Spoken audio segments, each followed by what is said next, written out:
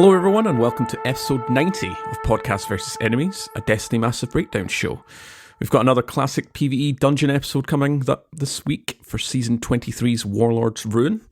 Joining me this week are of course my usual Titan Warlock Fire team, Saint and Impetus. This will actually be our last time the three of us will be together on the podcast until the new year, so let's get straight into business. Impetus, how are you doing and what have you been up to? Hello, Court. Hello, Saint. Good to be back on the show here. I've been doing a lot this past week. We've had our first Iron Banner of the season, so I've done a full reset of the Iron Banner rank. I've unlocked 2 full ornament sets because we did get some of the classic Iron Banner ornaments back for purchase from Lord Saladin. So I've got 2 of those, one on my Hunter, one on my Warlock. I focused a few lethal abundances. I feel like the Iron Banner engrams have been dropping like candy for me, although I've been hearing other reports from other people, but I definitely am enjoying the amount of resources that I'm getting that I can then focus for either weapons or armor, whatever I choose to do. Outside of Iron Banner, I have been doing more coil runs, of course. Been loving that. I've crafted the seasonal weapons, the LFR, the fusion rifle, and the trace rifle. Been enjoying all of those, and I'm pretty close to unlocking the bow and shotgun as well. Saint, how are you doing, and what have you been up to? I am doing good. I have been playing some Iron Banner, maybe not an abundance of Iron Banner, but a good amount. All right, I saw that. I did get some good rolls on the auto though. Keep Away and Onslaught, some slice rolls I'm looking to mess around with. Yeah, a lot of interesting stuff. Definitely first Iron Banner weapon that has pulled me in, honestly, in a couple of seasons. And I also got a good roll on a Rossarago, just like luckily I think it was like a prime engram that dropped when I was playing Iron Banner with it's got a mag perk, subsistence, and onslaught, which is, world loot drops feel slightly better this season. I think all the changes that they have made have refined that pool down enough that does seem to be happening more frequently, even if not all of them are great. And finally got a kinetic trimmers breakneck, which is a great, very interesting weapon. I have to go back and count again to make sure how many shots exactly it's taking. But yeah, again, really enjoying that. A lot of good auto rifles, honestly, is the moral of the story there. I have not crafted the seasonal trace, but I did get the fusion and the bow. Fusion is feeling very good. The trace rifle in that top slot is also really interesting me with some of the artifact traits that we have, artifact perks that we have this season. Also finished up the Thorn Catalyst like we were talking about last week, and I went and set up a Necrotic Grips build on my Warlock, which has been just a ridiculous amount of fun. And of course some dungeon runs, which we'll be talking about more in just a second. Court, how are you doing, man? What have you been up to? Doing well. Lots of ironing of many bananas. I got the Iron Banner emblem, very funny banana one. Mm-hmm. I've just actually, as you mentioned there about how many kind of engrams have been dropping, I just looked on my dim. I am currently at 42 and I haven't consumed any since I reset, or since I started playing Iron Banner, so put that into a little perspective. Outside of PvP, 3 Warlords, Ruins, and still no exotic. Sad face. I really want to run around with that with my Falcon's Hunter, but hopefully next week or the week after, some point. A lot of coil runs, having such a blast with that activity. I did get some of the weapons crafted as well. Looks like the 3 of us have got the fusion rifle crafted, but I also got the LFR and the trace rifle too. Very, very fun fusion rifle, that one. Seeing overflow in that is very funny. Last point here as well, I do have some solar builds I hope to post up on the Discord server at some point, hopefully before the Christmas break. And also I've put up my damage stacking infographic on my socials, on Reddit as well, for Season 23. So if you're wanting a little resource for damage stacking, go check that out. All right, Saint, who are we thanking this week?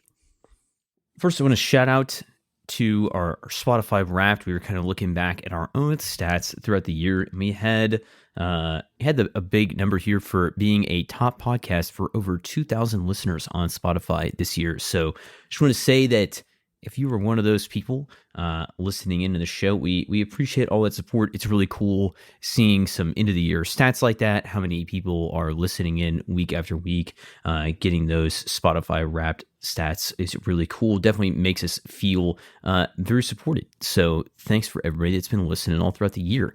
And of course, we want to give a shout out to our sponsors that really give in a big way to make sure that the show can keep going week after week. A Modern Viking, Eskian Monk, Bryce Aroni, Deacon, I'm K Rose, Moonlight, and This Moment. As a reminder, you can send us feedback directly to our socials or in the Destiny Massive Breakdowns Discord server. Critical, constructive, and positive feedback is always helpful for how we present and break down info on the show. We want to extend a special thanks to everybody that is downloading each week, like you said, and supporting, jumping into the server, talking about the show. We appreciate all that. And speaking of Patreon, if you would like to support the show further, you can go to DestinyMassiveBreakdowns.com and click on the link to Patreon, in which you can get access to that members-only channel in the Discords and a little bit behind-the-scenes input and info on episodes of the show. All right, episode 90. What are we talking about today, Impetus?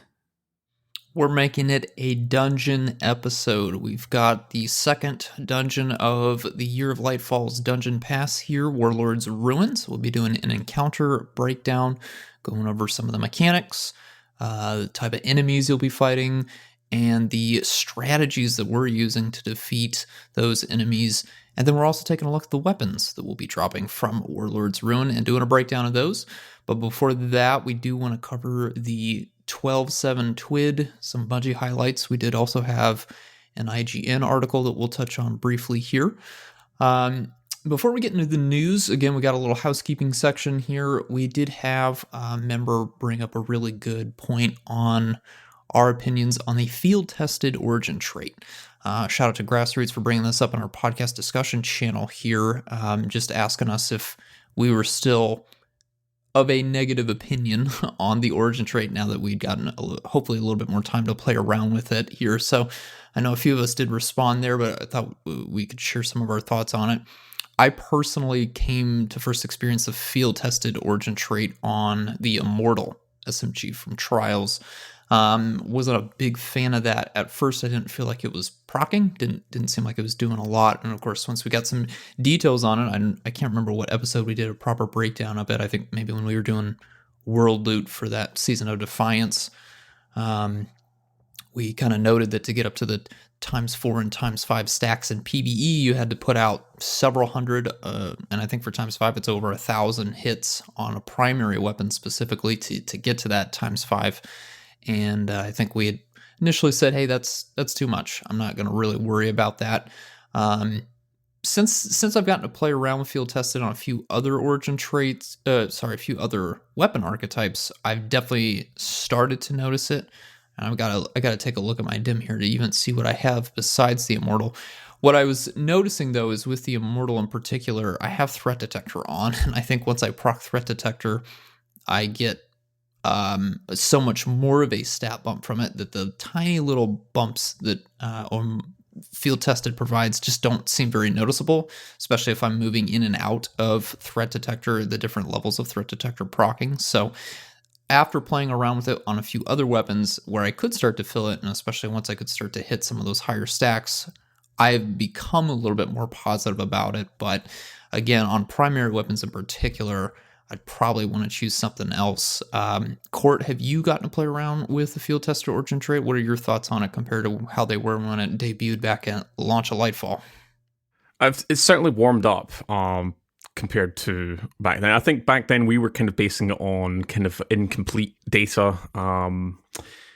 But I don't think I've used anything, at least this season, I haven't used anything that's got that origin trait. But I've certainly, after reading a lot more kind of feedback from either, looking at the data or folks kind of giving us kind of points of like, this actually kind of works quite passively, and it's it works all the time. It's in the background, so I've certainly warmed up, but I don't have anything to hand that I could say, yeah, I've been definitely using this on this weapon.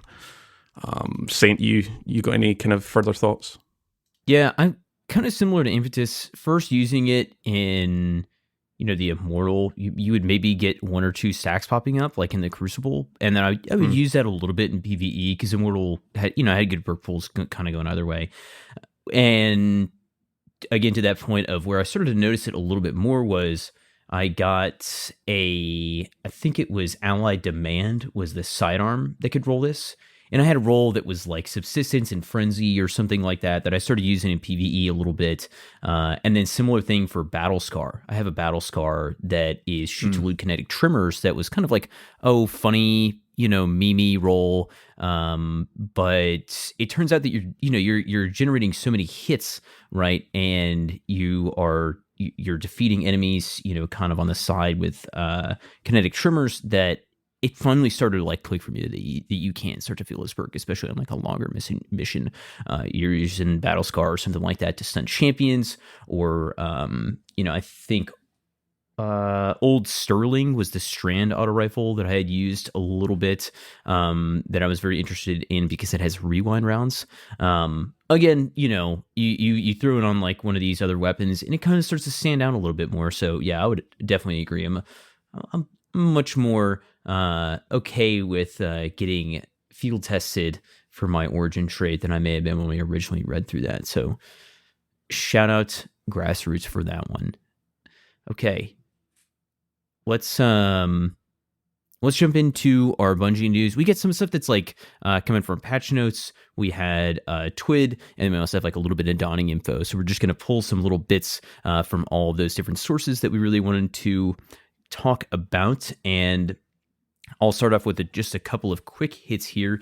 Deconstruct is a new trait this season that we've talked briefly about. The perk will refill 10% of the magazine, but that is from thin air, not from reserves. And I think that is kind of an interesting one, getting a couple shots back for free on whatever the weapon may be, maybe one, extra round in there for free whenever you are dealing with some enemies. I would hope that this would be like a little bit higher, maybe 20% if I'm dealing a lot of damage. But it also depends on the number of shots that it takes to proc. So I think I need to go back and try this again to see how many shots exactly it's taking to proc on something like our Rocket Sidearm and Dead Kindness that we'll be reviewing later in this episode. Because perks like Lead from Gold and Deconstruct here that are just giving free ammo on a weapon that is primed up for kind of or primes up a weapon like that for a double special loadout, which I think is really interesting. And then we had a very simple bug fix for Monte Carlo. Fix an issue where Monte Carlo was not granting a full melee charge on its Monte Carlo method activation when the player had certain melee abilities equipped. I say simple. I don't know. That could have been complicated to fix, but the practicality of how this is affecting people is very simple. I think people had seen this a lot in the end of last season. And then third one I'll hit here is orb cooldowns. Equipping multiple copies of the armor mods Heavy-Handed, Firepower, and Reaper now decrease the orb creation cooldown.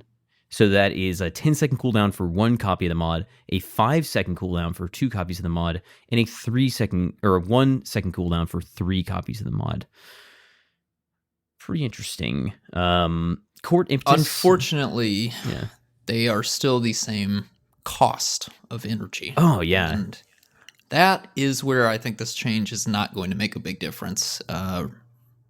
Realistically, if you're really trying to lean into this, you're probably going to afford 2 copies. Again, depending on if you have a stat mod in your first slot there, but they're 3 energy costs. So that's 9 total if you want to take advantage of all 3 of your armor slots. Yeah, I don't know. That's a tough one for me. I wish they would just get bumped down to 2 to make it a little bit more feasible, but I get it.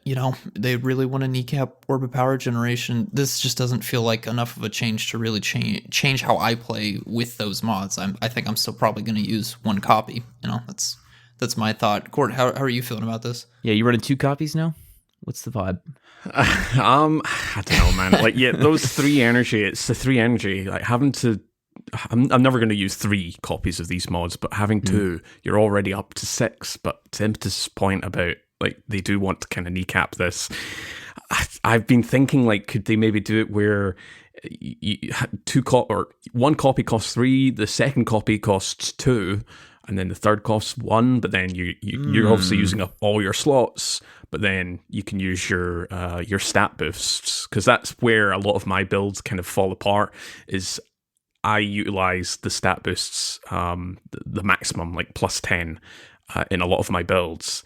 And maybe they could do like a kind of diminishing returns in terms of, it goes for 3, 2, 1, or the inverse where it goes 1, 2, 3. Something like that. I don't know. But I don't think I'll be using them, even with the reduction. So 2 times gives 5 seconds cooldown instead of 10. I just kind of feel like they could have went the opposite way with reducing the energy cost, not just for like heavy-handed and firepower and Reaper, but for the other mods, they also kind of clip their wings.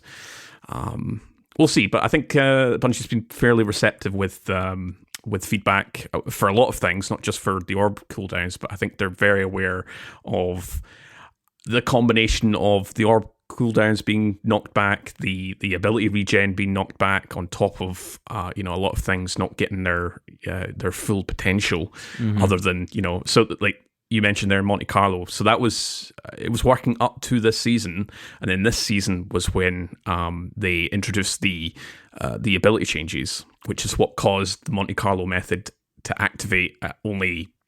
I noticed on Vortex Grenade it was only giving me like 50% when it should be giving you your full melee ability. So that was an issue because of the ability changes. So I think there's a few other exotics like Falcon's. Omnioculus isn't giving its full grenade back, depending on whatever grenade you have. So smoke bomb, I should say, not grenade. Whatever grenade you're using, it affects the returns for your smoke bomb. So a lot of things, but I think, like I said, they've been fairly active in terms of feedback. Something that we also heard from Bungie, 2 things here, is Vault from Orbit. So right now, as a solo player, if you're just chilling out in orbit with your fire team, you can launch your Vault and play around with it. However, if you're within an activity, if you're, say, patrolling in Nessus, just chilling out there, you can launch an activity without actually launching it, just kind of toggle it, and you can use your Vault from there. So they said that's not actually intended. It is a bug. However, that's recently been fixed, but they're going to unfix it in January, and then due to this positive reception, they plan to make it a full fire team option, to be able to vault from anywhere, anyone, in an update after the final shape. So that's a really cool update. Being able to just use your vault in the middle of somewhere, specifically as a solo player. If you were in a team, a fire team, you couldn't really do this. But as a solo player, it was really fun, especially if Dim was being a bit slow, or if, say, Dim's not even available due to maintenance or whatever. So. And the final thing here that I'll talk about is the Fireteam Finder. The beta has been extended indefinitely. Bungie stated that due to the roaring success of Fireteam Finder, they have extended the beta until full launch. It was supposed to end on Friday, which was the 8th of December. They were keeping it until presumably the full launch, which is scheduled for late January release. You guys got any thoughts for those things? In fact, have you used Fireteam Finder? No, I was going to say, but I've heard nothing but positive feedback about Fireteam Finder so far across both Discord servers, my clan Discord server, and Destiny Massive Breakdowns Discord server, and then, of course, the wider Destiny social media landscape. So that has been really encouraging, frankly, to have a feature come out in what is probably one of the lowest points in this game's history. A long-awaited, long-requested feature that has finally debuted to what feels like overwhelmingly positive reception. So, yeah, I definitely want to make use of it. I just can't even think of, like, every time I want to go into an activity, there's already people playing from D&B or my clan, so I just go and play with them. But yeah, I got to actively search out something and see what I can do. I think I'm gonna like just go join some kind of like Sherpa run for some raid and just try to like say nothing and just see what that experience is like in Fire Team Finder at some point within the next like couple of weeks while we get some downtime over the holidays, just to, I don't know, like dip my toes into it. Because to this point, we're not really like the target market. We're like have circles of players that we're invested in and people that we play with a lot, and you never really have to think about that. But yeah, I'm definitely going to go in there just to like get the experience of what is that like. Seeing the completion rate stats that Bungie had posted the other day were actually pretty good. Like majority of all these activities are like ending in completions, like successful, right? So to say, which feels good. I don't have that in front of me, but I remember thinking it was interesting what is being completed the most and like what people are failing at. Probably just a lot of mechanics that involve like more intense communication, probably just generally going to be harder for your people that don't know each other or all met each other like 5 minutes ago for the first time. But yeah, really good to see. I've got the stats here. So yeah, go off. Top 3 activities that Bungie were seeing. Groups forming via Fireteam Finder, 44.7% dungeons, 26.2% raids, and 22.2% Crucible. Obviously, Warlord's Ruin being the hot newness just now, and probably in terms of getting people together, it's probably the easiest because it's just 3 or 1 plus 2 other people. Right. Or if you're going as a duo, you're just finding one person. And then they gave the dungeon completion rate breakdown. I won't list them all. It's all on the Destiny 2 team Twitter. But Spire of the Watcher was up there at 74%, which that was this last week's featured dungeon. Yeah. So that doesn't surprise me. Yeah. And then it was Warlord's Ruin at 70%. And then Pit of Heresy. I was not expecting to see that. 62%. Joint with Shattered Throne. They're probably doing armor farming, I bet. Oh, I was like, who's doing this? Then it was Prophecy, Duality, Ghosts, and then Grasp. But very fun to see. I'd love to see more like stats of that. If obviously Fireteam Finder is going to be extended across the Christmas break into the new year, then I'd love to see more stats about raids and Crucible and any other activities. You know, how many coil runs are completing from a Fireteam Finder group? Oh man, like that reminds me of doing a coil run this past week. Just hopped on with some buds real quick, and we make it through the very end of the run, and the final room opens up, and one of my buds that I was playing with was like, what the hell is this? I think they had done, like, they had completed the hardest mode, but maybe they had just missed the score threshold, right? I think is what it is, when they were completing it, and they'd never seen the loot room. And to, like, get their first, like, hand reaction on seeing the loot room at the end of the coil, fantastic. Great moment there. Yeah, that's enough to make it go from being like an okay seasonal activity to being the best seasonal activities once you get to open up all those chests in there. I just remembered, there's like an exotic quest tab in Fireteam Finder, right? Where you can specify that you need help with an exotic quest, like in a mission or something like that. Is that right? Yeah, I believe so. Yeah, I mean, I got everything down to like going to the tower for shared wisdom is an option in Fireteam Finder. Oh, dude. Yeah, I'm going to go help people do like exotic quests. I think that'd be a good first try. See how that goes. Get people their wish ender or something like that. The actual, like, the actual place of Fireteam Finder is very robust. Like, making a lobby, you've got so many options. You've got so many like little tags that you can apply. And once you're done, I never actually launched it, but once you've set everything up, you can then leave it in the background and wait for people to join. You can go and do other stuff while you're waiting, which was... Oh, that's awesome. Yeah. Very cool to see.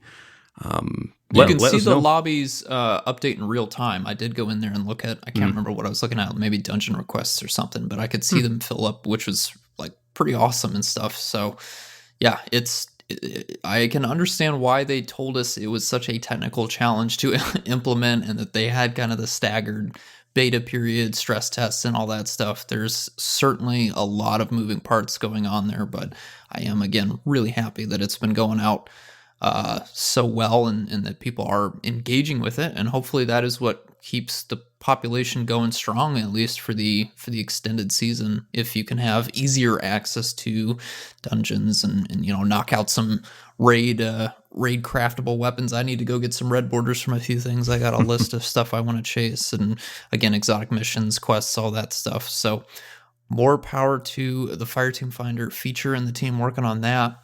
I was going to quickly say, let us know your feedback, because I'm very interested in seeing, because it's like Saint said, it's not really targeted towards us who are parts of clans and parts of like groups of people who play the game a lot. But if you've went into Fireteam Finder, if there's any kind of criticisms you want to offer, let us know, because I'm very interested in seeing that kind of sort of feedback. Yeah, I would love to see a post-mortem from them around like before Final Shape comes out, considering it has been such a journey and now things are going over so well. The full release is coming in like, I don't know, maybe a month and a half from now. It'd be interesting to hear them kind of go back and talk about, okay, this is why this was such a huge pain, and these were the, all that kind of, just look back on stuff that has been developed. Speaking of developing things, there's another kind of just slight continuation of the story from October, I believe, about the just general environment at Bungie that came out this week from somebody at IGN doing some investigative reporting into the studio and talking about why things kind of went down the way that they did. Again, going from the idea of like looking back at that, the way that Bungie has like the board at Bungie has changed over the past couple of years with Sony taking over, the potentiality of like what that future looks like, and also just like the feeling of people working there. The sensationalist like headline was that Sony is taking over Bungie.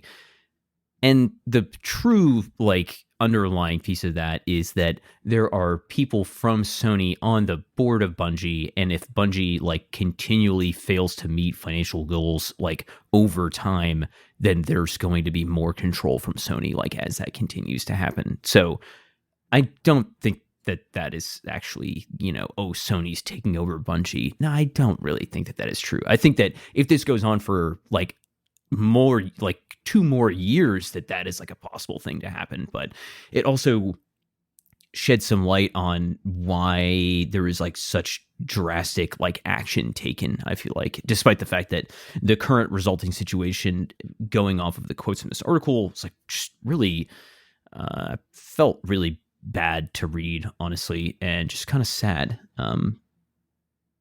Any other thoughts on that before we move on to the Dawning, lads? It's a well-researched article. It's written by Rebecca Valentine. She did another article about some of the drama that had been brewing, I think in the narrative department specifically. This was a year ago, I think, the narrative team at Bungie. It's well-researched. There's a lot of little stories in there, anecdotes that are pretty discouraging to read about.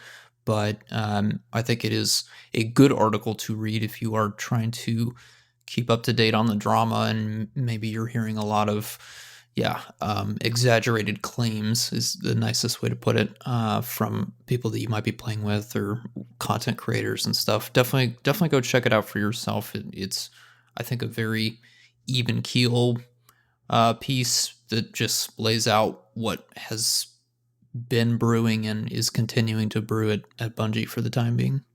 All right, shall we cover the Dawning? That is starting December 12th, going through January 2nd here. We've got a new weapon coming out. This is the Arc Aggressive Flameglaive Albedo Wing. We do have the returning weapons, Stay Frosty, which is the lightweight Stasis Pulse Rifle, Cold Front, which is an aggressive frame kinetic SMG, and Glacioclasm, the Void High Impact Fusion Rifle. and Avalanche, the solar adaptive machine gun. We are also getting a Dawning Memento. So it's a ice-themed. That'll be able to be applied to any of your crafted weapons, and we'll see if it drops a little bit more frequently than the Festival of the Lost Memento did, if that's something that they've decided to change, or if it'll be pretty much a similar thing. They did mention specifically that there is a quest you'll get from Evil Levante to help you unlock it for the first time, and then I imagine keeping on playing the Dawning-related activities will help you get more and more drops of that. So that will be out pretty much by the time this episode comes out. I think some of these, actually all of these weapons are in like Light.gg or D2 Foundry if you want to go and take a look at those perk pools, but we'll be, of course, covering all of those weapons once we start getting our hands on them in the near future here. But that's all of our news, updates, thoughts on bug fixes and stuff. Let's actually get into the dungeon here itself.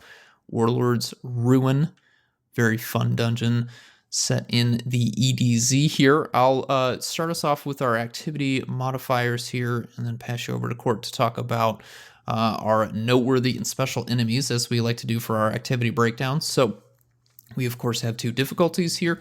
Normal, which is your standard shields, no champions, no special activity modifiers.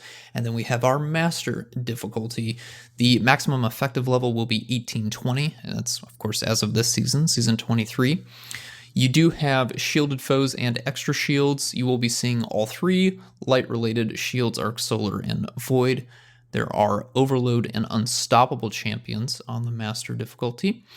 And then we do have our overcharged weapons as of this season, and then the rotating surges. So for season 23, your overcharged weapons will be your active champion weapon counters. And again, that's sidearms, hand cannons, bows, auto rifles, pulse rifles, and rocket launchers.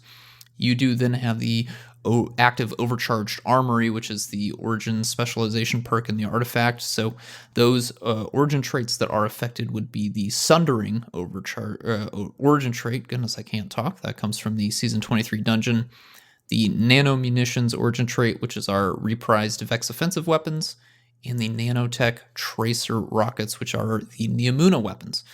Then if you do have the second origin specialization perk unlocked in the artifact, the origin traits affected by that are Noble Deeds from Season of Defiance, Unsated Hunger, which is Season of the Deep, Head Rush from Season of the Witch, and Dragon's Vengeance, which is Season of the Wish.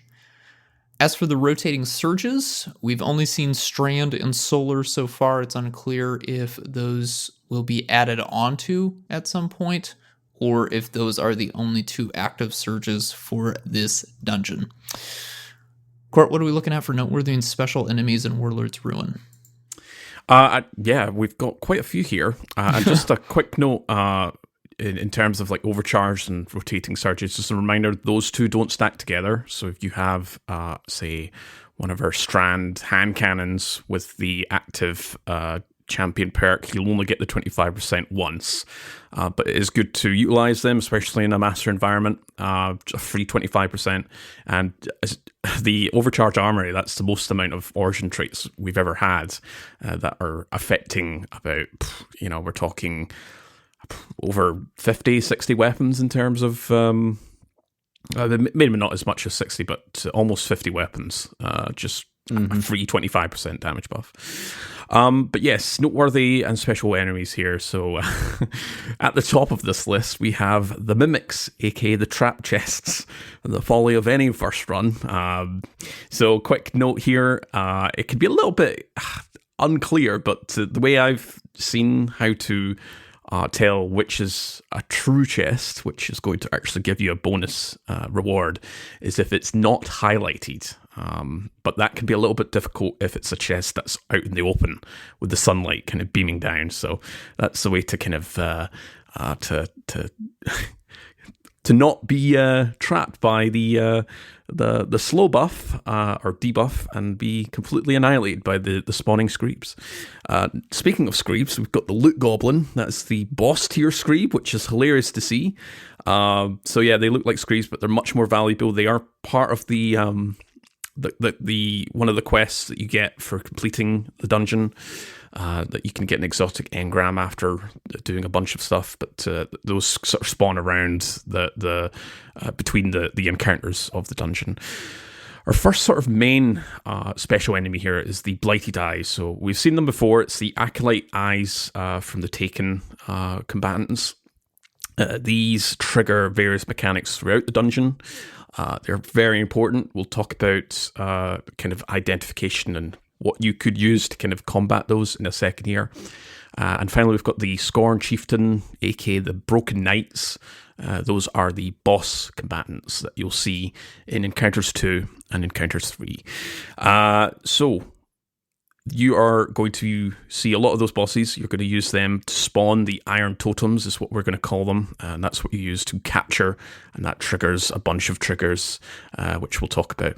They are bosses, so they take Vorpal Weapon and Boss Spec. You can't finish them. You can't crowd control. They can be fairly beefy, so they... you want to bring in your kind of more burst style weapons for these combatants or your abilities as well. Additionally, if you're playing this in Season 23, you have the From Whence You Came perk for the extra ability damage. That's 5%, but I mean, that's free damage just for your abilities. I'll take here with the constructs and combatant identification, seeing as that's my specialization topic here. So I've seen a lot of commentary in terms of what do you identify each of the bosses in terms of using it for the boss specs or taking specs. First boss is a Scorn boss, so you're using boss spec for your damage weapons. And again, you can use From Whence You Came perk on the artifact. The second and the third bosses are taken. So you've got the Taken Ogre in the second boss, and you've got the Chimera in the third. You can use Taken Spec if you have that. That is 10%. That's more than the boss spec that you'd have. That's 7.7% versus Taken Spec's 10%. And again, you can use From Whence You Came on the artifact for Season 23. A note here about constructs. So you'll be seeing quite a lot of these, especially the Blighted Eyes, but you'll also see some of the Scorn Chieftain's totems a little bit as well. They kind of sometimes spawn the ones that you can just destroy, not the iron totems. Those are considered sentries, so will trigger the effects from construct perks such as Hacky Breach Armaments, Sundering, and Deconstruct. As a reminder, Hacky Breach Armaments is a passive 30% damage increase to sentries. Deconstruct, as Saint mentioned earlier on, so when you hit a 100% counter, depending on how many hits you are applying to a construct, it grants a 40% damage increase to sentries, and it generates 10% ammo for free. So, like I said, hits against constructs adds to the counter. We don't have the values right now. Additional hits while the perk is active refreshes the duration of the damage buff. Ammo generation can be triggered by filling up the counter again, and as we mentioned earlier, Bungie did clarify in the most recent tweet that the description is wrong. It does indeed fill ammo from thin air, and not what the description says, where it says reserves. And finally, we've got Sundering here, which is the origin trait for the dungeon weapons, and that's destroying a construct grants increased reload speed, or for the sword, its charge rate. And again, we don't have values for that. I think charge rate can be a little bit difficult to test for. And I think we need to get some more kind of weapons before we kind of see the reload speed, just to kind of compare it with each other across the spectrum here. You guys got any kind of questions or comments related to combat identification or constructs? I feel like the big thing for me on Deconstruct is getting down to, like, how many hits is it going to take it to proc this on different, different magazine sizes, different archetypes and stuff like that? Because I feel like there's potentially some, like, really nice value there. But yeah, we'll have to see. I mean, I definitely think that it has a few places that it can come up in this dungeon, and it also gets Sundering. Now, when you realize that the Blighted Eyes and the totems and all this stuff are considered constructs, it makes Sundering seem like a little bit more, or make a little bit more sense in context of the dungeon, even though it may not be as strong just ubiquitously as some other dungeon origin traits. It can, fits into its source quite well. Yeah, I don't have anything specifically to add here. to any of those comments. It's definitely a unique dungeon, just purely because of the presence of the constructs here. I don't think we've ever had another dungeon like that. Like, I guess Prophecy would probably be the other place, just because that's all taken. But are there acolytes that make blighted ice in that? Hold on, maybe there aren't even any of those. Oh no, there are in the second encounter. But yeah, it's a fun thing to be aware of, and I use fun in quotation marks. All right, Saint, what's the first encounter looking like? What are we doing? I hope that I'm going to pronounce this right. I'm going to say Rathil. I have no idea if that is actually correct, but it is that guy, the first Broken Knight, aka he's a big Scorn chieftain. Generally, he's like what this guy looks like. The objective here is to cleanse the totems that he drops in the ground to get down his shield. Clearing more totems will add a little bit of time onto the damage phase of the encounter.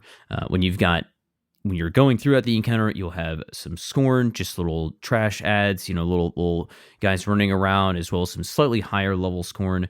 The boss will roam around the arena, and then you've got Blighted Eyes, which you need to shoot to get out of the cages that you get trapped in, which shooting the Blighted Eyes to trigger a thing is reoccurring theme here in the dungeon. We'll keep coming back to that. It's pretty easy intro encounter. This is the first encounter, like right when you get into the dungeon, so it is kind of trying to introduce you to some of these ideas and stuff like that. You cleanse the totems. You get time to damage the boss. You get 18 seconds if you clear both of them. You just need to stand in them for 3 or 4 seconds. And you can cleanse multiple at a time if they are overlapping in a nice little Venn diagram for you. I definitely, if you guys, anybody watched the YouTube version of last week's episode, there is gameplay of Impetus and I going through this dungeon for the first time, where you can watch me shooting at these totems like way too much, like so many bullets, man. I shot into these totems before I fully understood how this is working. Saint, you weren't the only one, because I watched Fallout's guide for the dungeon, and he was also doing that. Okay, feel slightly better about that then. But yeah, general flow, you get in there, you're going to clear out some ads, you get pulled up into your little cage where you need to shoot your eyes, kind of give your teammates a little double check after you get out of the cages. Be sure to just kind of keep your head in a swivel when you are in those cages, because sometimes they can just spawn like right behind you whenever you get teleported in, and I think it's pretty easy for people to miss those, and then they get too high up in the cage, they can't shoot the thing, and either a teammate bails them out or they get crushed by some spikes. This is a pretty close range encounter here. Imtis, what are we going to be bringing in for damage dealers against this first boss? Oh baby, it's time to take shotties into a dungeon. I think this is probably the first time where Legend of Acarius gets to seriously shine. Obviously, for some of the older dungeons, you could of course take Acarius in and clear out some of those other much weaker bosses. But yeah, Legend of Acarius with the Trench Barrel Catalyst. Go ahead and bring in a tractor cannon as well for a little debufferoni there. And then if you want to go with swords, again, that's also an option. Lament, another high damage sword like a Relentless Strike's Bequest, would also work as well. There are plenty of trash mobs, I should say. So, we talk about how Bequest could be a really strong option with the Enhanced Surrounded perk if you have it crafted. This is actually the perfect place for that to really shine, but I think a lot of people are probably going to prefer coming in here with Acarius with the Catalyst here. So, yeah, and then on top of that, again, like I've said, a lot of trash mobs around, even during the damage phase. It's a pretty short damage phase, and the boss just slowly roams around. So you got Ad Clear, Crowd Control, weapons and abilities will really shine here as well. You'll be able to apply them to both the boss and then any mobs standing nearby. So Jolt, Slow and Freeze, Scorch plus Ignition, Suspend, all going to be excellent verbs for both the normal and the master version of this as well. For our classes and our specific supers here, Court, what do you recommend hunters use for this boss?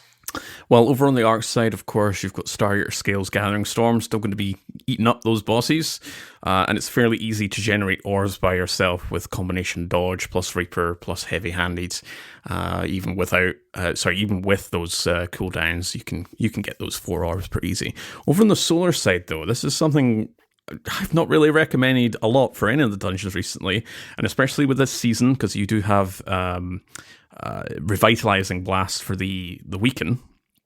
All classes obviously have access to that, but I think Hunter's fairly easy. You know, your dodge to get a melee, send out your fan blade, whatever, to weaken the boss for that 15% if you're not running trapped cannon. But Celestial Nighthawk, Golden Gun, very good combination with the sort of neutral game with healing grenades. Of course, the new Celestial Nighthawk buff allows for fast super generation with precision kills. So if you're doing, let's say it's a 3-phase, 3-cycle for the boss, you might not have it on the second run, but you should definitely have it by the third run, just with the amount of action that's going on. Just click those heads. It'll change a lot for the future bosses. Will change up a little bit for hunters, but that's all I have for them. Saint, what are the Titans rocking? You got pretty much 2 options here. I'm trying to crank out the damage to get the 1 phase is my goal, while having some survivability, and just as much as I can get away with having, basically, while solely focusing on damage. I have been using generally Solar Strain Titan. Banner Reward melee is still very viable. You can use the Navigator to throw yourself a grapple point, like right above the guy's head, and then just continually to smash him with the 1-2 punch shotgun.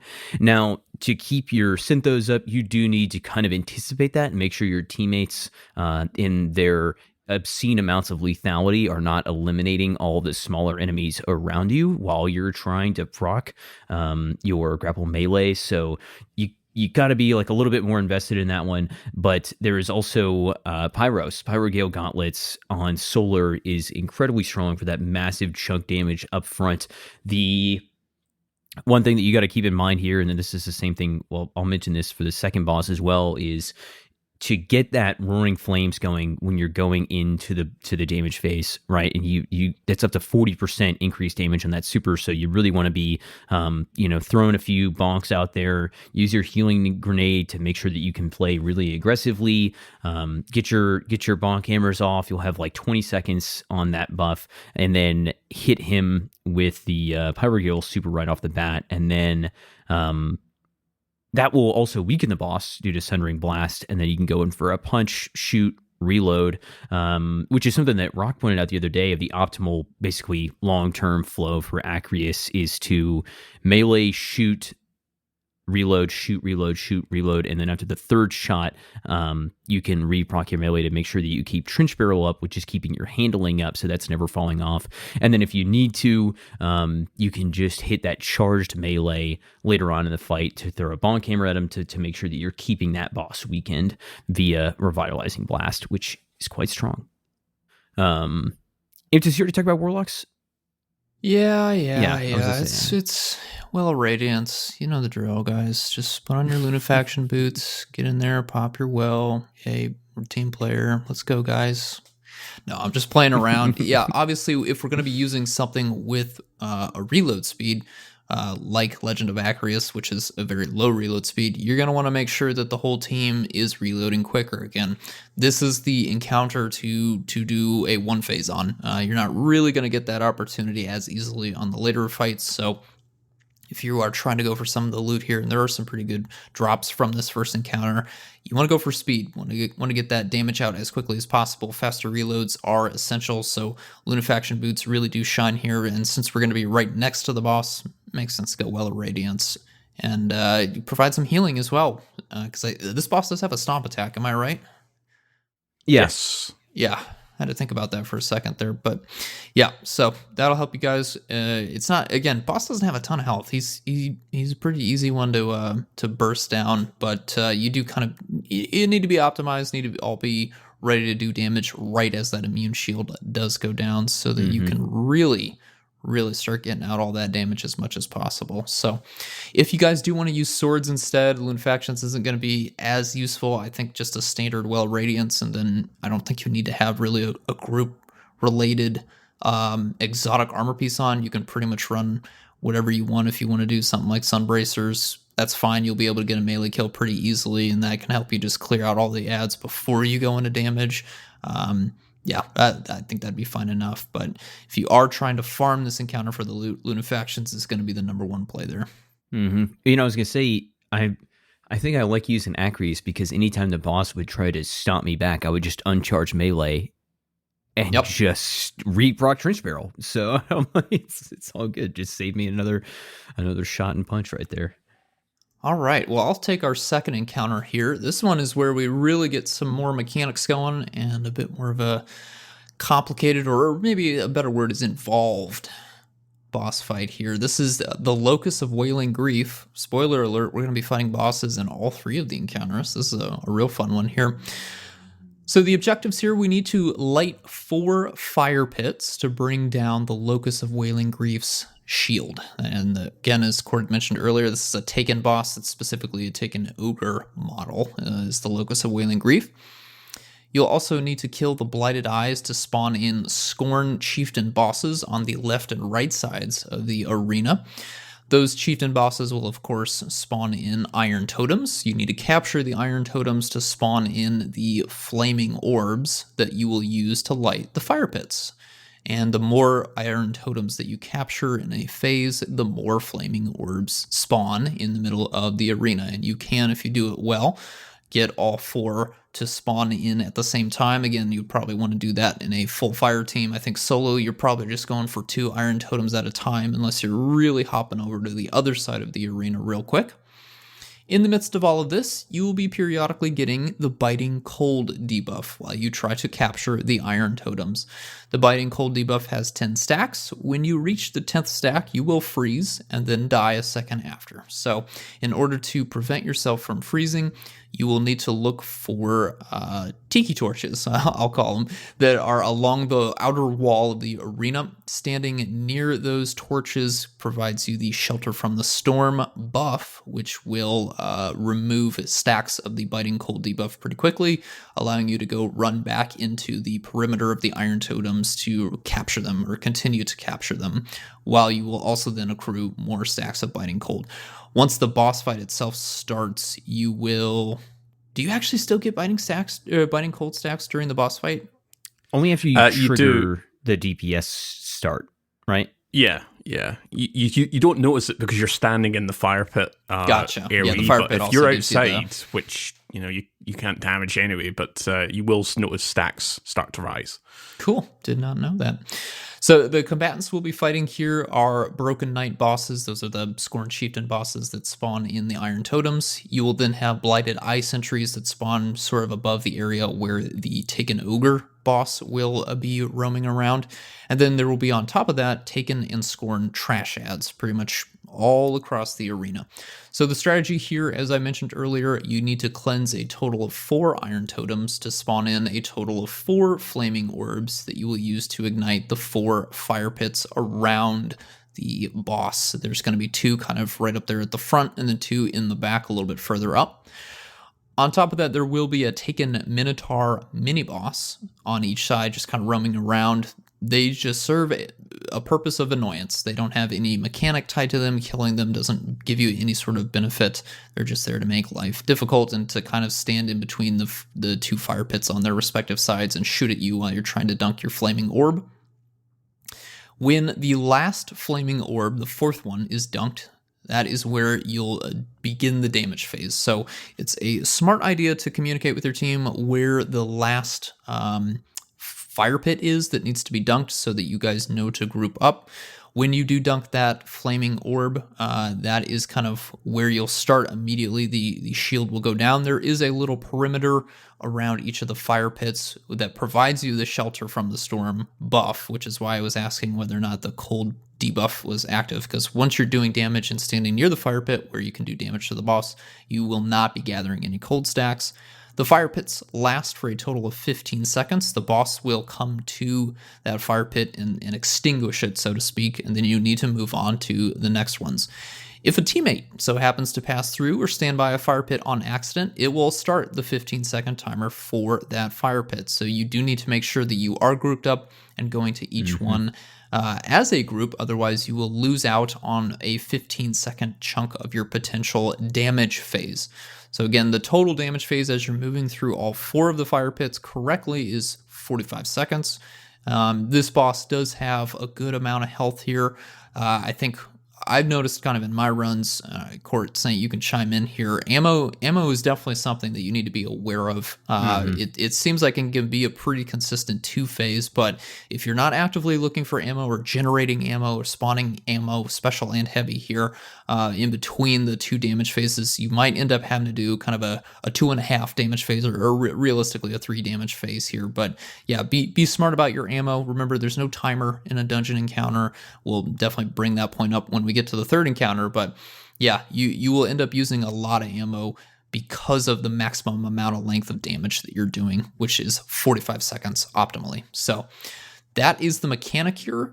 It's a really fun fight, and a lot of stuff going on. You need to communicate with your teammates. Don't die to the cold. Don't die to the ads. Boss isn't super dangerous once you start doing damage. He does have that kind of heavy slam attack, but because you're going to be close to the fire pits while you're dealing damage, you can kind of stay away from him and just make sure that you're in that epicenter so that you can deal damage, because if you step outside of the radius of the fire pit, the boss and any damage you deal to it will be immune to you. So you need to be near the fire pits, but then also rotating once the 15 seconds is up for each fire pit. All right, that's a lot of me talking here. Saint, what weapons are we recommending for dealing damage to our Locus of Wailing Grief? Gallahorn and some really great rocket launchers is still a pretty tough setup to beat, especially when you're able to combine that with, some good fusion rifles. We've got high impact and rapid fire fusions these days with controlled bursts, like our new seasonal guy, and plenty of good options from the last couple of seasons as far as high impacts go. So that's going to be pretty good for getting a lot high damage total damage output out there. Using Dragon's Breath is also an option. You kind of, you're going to be in a little bit of a different scenario here where you're shooting off your Dragon's Breath round and then swapping over. And then you can get surrounded going here. Again, this is kind of a similar situation to the first boss. You're going to have some mobs spawning in, some ads spawning in here. You kind of need to be weary of managing those enemies and making sure that you're not eliminating them via some side ability, because there will be little thralls kind of clawing at you, and making sure that you have something that can allow you to survive through that so that you can actually capitalize on your surrounded and not just get your surrounded proc and then die to a bunch of little thralls clawing at you on the side, because that is not the way to go. I think that you can try to go for precision weapons here, but generally I did not find it very good trying to use something like Levy's Breath to get the crit off, just because I found the crit on the Ogre difficult to hit. Could just be a severe skill issue here, but I don't think that trying to use precision targeted stuff is really going to be the play on this big Ogre boy here. Court, what are you rocking as the resident hunter here? What are you bringing in for boss number 2? So rockets definitely the play here. I will just point out that rockets can be a little bit risky because the ogre does like to move up very close to you, and that's especially detrimental to Dragon's Breath, which you can blow yourself up fairly far away from the ignition source and when you're embedding that rocket. Also point out, for Season 23 only, we do have Argent Ordnance, which is 15% when you're using your armor charge. It stacks with everything. It stacks with your debuffs, your empowering buffs, and of course your weapon surges, so you can use that on top of using From Whence You Came. If you're doing solo here, make sure to put that on as well. And there's also Torch, but it's not as kind of relevant here. It's Radiant, increased weapon damage to combatants affected by stasis or strand debuffs, but we're not really using a lot of kind of stasis or strand here. So yeah, get your damage potential in there. It's all there. It's all for free. 15% times 30% from tracked cannon or a tether times well evadance 25%, and then your surges there. It kind of really stacks up here. For hunters here, considering this is more akin to if you've played Caretaker from Vow of the Disciple, you're hopping between each kind of platform or each kind of fire pit in this case. You may kind of want to swap off from your conventional choices here. There's a lot of kind of burst potential here. So you're not, I recommended Tether just a second ago, but it can be not as useful because you're only really benefiting it once out of the 3 damage phases, where you might want to spec into something like Shards of Galanor and Blade Barrage. So potentially, it's not always, but potentially you could get your super again by the 4th fire pit.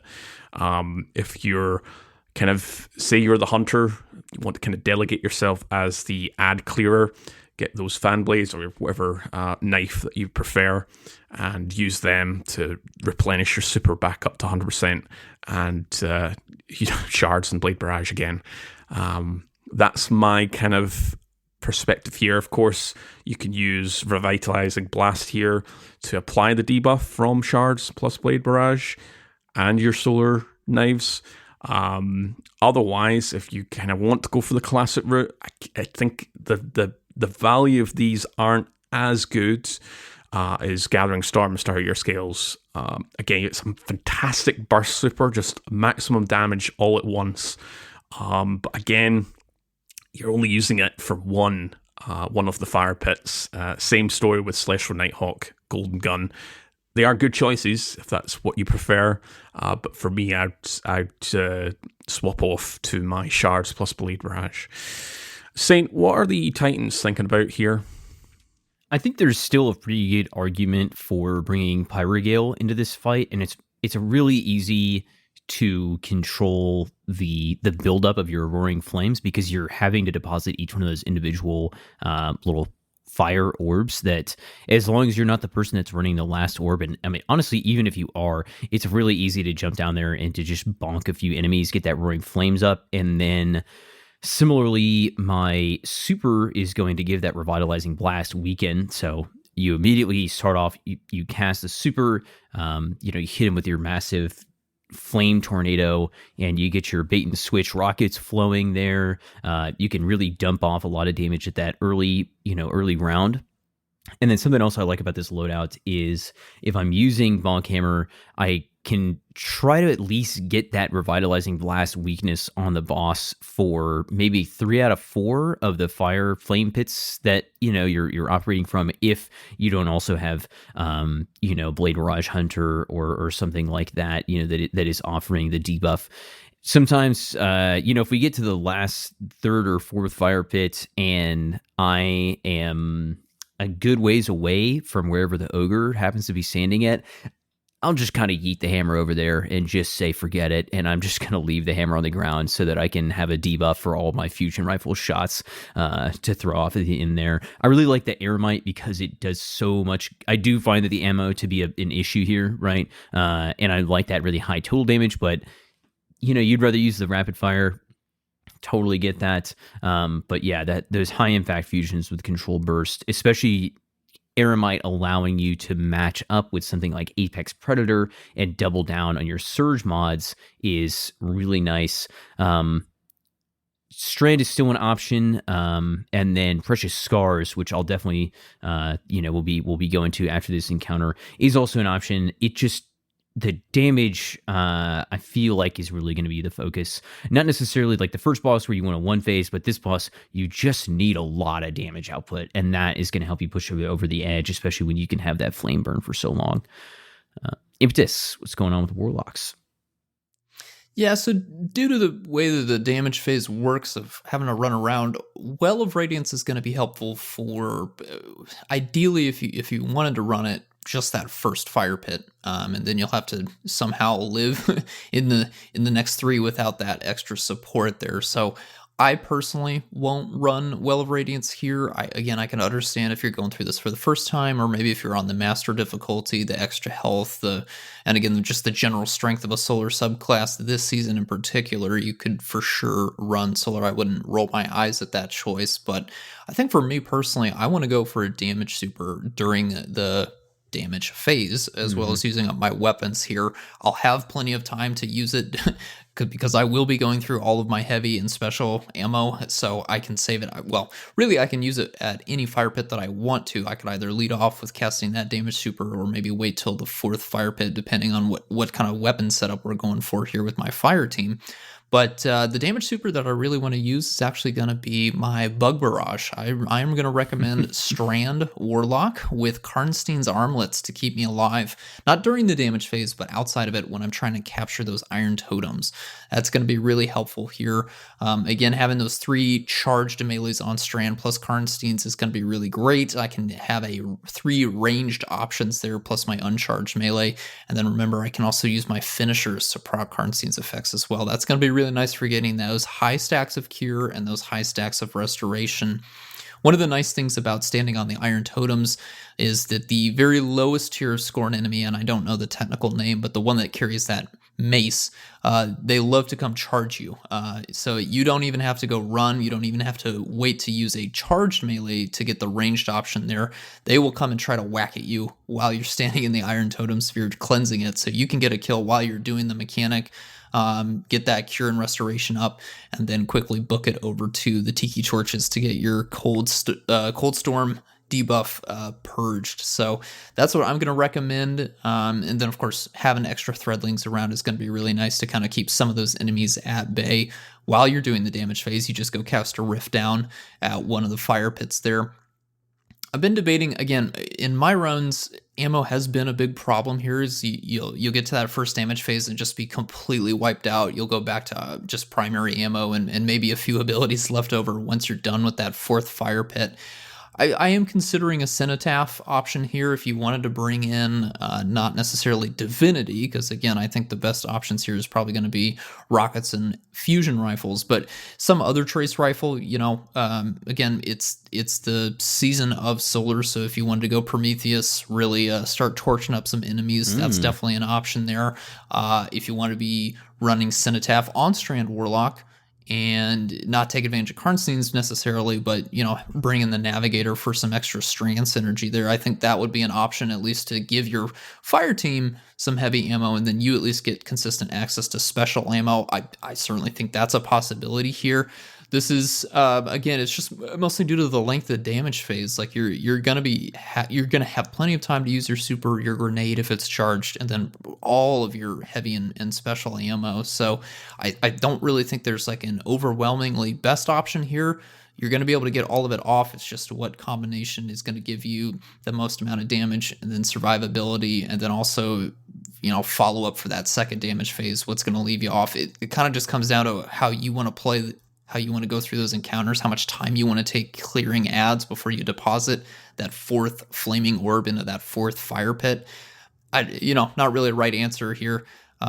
We probably, I'm thinking back to our first run of the dungeon, probably should have waited around a little bit before going back into that second damage phase after we figured out the mechanics to generate a bit more ammo. We got pretty savvy to it in the final encounter, waiting to clear out some ads and generate a few more before going on to the next floor there. But yeah, it's definitely something you want to talk to your fire team with. And if you're special, absolutely do not engage in the damage phase at all here until you are pretty well stocked up on your abilities, your super, and at least a good amount of heavy and definitely a good amount of special ammo before you hop into to actually start the damage phase. Because again, no time limit. You can take as long as you want in here. Just the important thing is you don't die, because that's what will restart the encounter. All right, very cool. We have our final encounter here, Hefnd's Vengeance, the Blighted Chimera. Probably a very fun encounter if you do this your first time. You're wondering what the hell is going on here, but lots to go on. I think this dungeon in particular has kind of set things up very methodically. So I think this can be pretty, overwhelming to begin with. But once you get into the swing of things, you can really kind of pinpoint what's going on here. So the objectives here for the final boss: combination of the two previous encounters: kill the Blighted Eyes to spawn the Broken Knight Scorn bosses, to spawn and cleanse the Iron Totems. While you cleanse the Iron Totems, you gain the Hex of Vengeful Corruption debuff for 16 seconds. In order to remove this debuff, find one of the 3 corrupted Hex Drinker Wraiths, the Scorn Wraiths, and melee them. So these combatants cannot be damaged, but you want to ensure that the Hex debuff is on them and not on you. If they are normal-looking Scorn, there's no taken effect. You can pass the debuff onto them. However, if they have the taken effect on them, they've already got the Hex, so you can't pass on your debuff onto them. But they can pass the debuff onto you or back to one of your teammates when they melee, if they don't already have the debuff. Once that 16 seconds expires, they will automatically die. And if you have a Hex by this time, you will also die. So that's our kind of much akin to the second encounter with the sort of snowstorm, the ice effect. Here, it's a little bit more kind of active. You can kind of pass the parcel in terms of the Hex. And those wraiths do like to lunge with their melees, and I think any lick of damage from them will pass on that debuff. So just keep an eye on the UI. We know that the UI is getting an overhaul in the future, so hopefully this will be a little bit more better communicated. But for the time being, it is the highest priority on your debuff screen. Just keep an eye on that. There's a lot of action going on, a lot of trash ads. Speaking of combatants here, again, we have the Broken Knight Scorn bosses. That's 1 each side. You've got the Blighted Eyes. You've got the Corrupted Hex Drinker, as I mentioned. There's 3 of them. They're immune to all damage. Lots of trash ads here. And technically not a combatant, but the arena begins to fill up with these taken blights. These are just here to add a little bit of kind of extra spice challenge to your encounter. They blight the ground, causing you to take damage if you stand in their AoE, and just shoot them to clear them. They can just be a real hindrance here, much like the Garden of Salvation when the boss would start to remove the floor underneath you. It's the same kind of gimmick here. You just want to clear out those blights because it just starts to get really annoying. With the amount of ads that are kind of attacking you, you don't want to die to just standing on a taken blight. So take care of that. Communicate with your team who's going to be kind of micromanaging those. So, strategy here. Again, it's a very unique boss encounter. It's a little callback to Riven Legit. If anyone's done it, I know I've done very few Riven Legits, but it's very fun with the whole kind of platform-to-platform fight. Same mechanics as before. So there's going to be a lot of movement, a lot of communication. Same thing with the Iron Totems. The more you have cleansed, the longer the damage phase is. The damage phase begins or fails to start if not enough Iron Totems are cleansed, which is anything fewer than 2, once the Imminent Wish buff timer expires. Again, it'll be one of the highest priority buffs on the UI. Breaching the threshold will cause the Chimera to teleport to the next arena platform. That's kind of akin to the Caretaker. It's a little bit different here, where you just have a set amount of damage output here, but when you breach that threshold, the little kind of segment on the health bar is when the Chimera will teleport to the next platform arena. Speaking of which, there are 3 main arena platforms, followed by an extended damage phase platform where you'll have 3 mini platforms to perform as much damage at the very top. The extended damage phase is dictated by the Blighted Eyes. If enough eyes spawn, the Chimera will blight the ground that you're standing on, and you want to destroy those eyes while simultaneously damage the boss. Explosives, ignitions, tether, as I'll mention shortly here, are very useful at the very top. If you keep management on the eyes, if you keep destroying them, you'll have as much time as possible. There will be eventually a kind of hard cap, but it's we're talking a long period of damage time here before it moves you to the next platform. And finally, once the extended damage phase concludes, the Chimera, and your fire team teleports back to the first main arena platform to start all that over again, unless you reach the sort of last stand, where you'll be teleported on top of one of the castle towers, and you just do damage from that point. Same kind of gimmick there. I don't think there's a fail state. Correct me if I'm right. Okay, so in that case, with the final stands, it's keeping management on the eyes, because they can mess you. You're up in an open kind of roof of the tower. You don't have a lot of place to kind of avoid the damage from both the Chimera and the eyes. So it's kind of a combination of, you don't need to rush, but damaging the Chimera is kind of a secondary priority compared to keeping an eye on the eyes, funnily enough. In terms of weapons and builds here, Saint, what are we thinking about weapons? Yeah, for the Chimera, we've got a little bit more range to deal with, and we have a pretty big crit. There's some really interesting interactions with Dragon's Breath, though, and you can also combo that with a fusion rifle or a sniper rifle. And the reason that Dragon's Breath, I feel like, is so interesting in particular is because you have a lot of smaller damage phases where it burns over time, and you have 10 seconds ish, and you have plenty of time to refresh, your flame stacks. And then also the ignitions from Dragon's Breath can take out those eyes on the side, right? Which is incredibly valuable, especially if you're adding in some extra solar fragments there to increase the size and spread scourge from your ignitions and all of that stuff. High impact fusions, rapid fire fusions. I've been using the Supremacy a little bit in between because the ammo economy on something like that is insane. The new sniper buff is kind of giving some viability there. And then when we were looking at linear fusion rifles as an option, you've got something like Briar's Contempt with Surrounded, which if you're playing your cards right there, you can trigger Surrounded. You need to be pretty close, right, if you want to be Surrounded, rocking it that way, but you can definitely get Surrounded procced up. And then we have Doomed Petitioner, which is the new seasonal LFR, and then it's got some really interesting stuff on it as well, including the Enhanced Precision Instrument now going up to 30%, which is definitely an interesting option if you don't want to be getting up there and trying to trigger Surrounded or something like that. I feel like you can go that way or Surrounded there.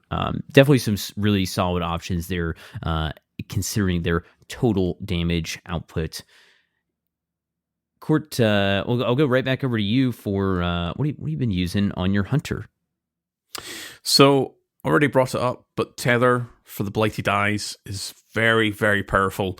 If you combo that with Orpheus Rig Deadfall Tether, you can get your super back very fast. Obviously, these like super exotics still are capped at 50%. That's the maximum amount you'll get.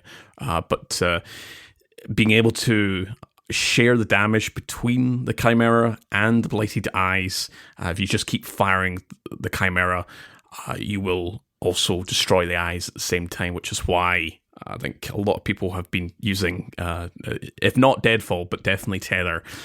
It can be a bit tricky to kind of place it. You have to kind of put it at the top of the Chimera, kind of at the upper dome section of it.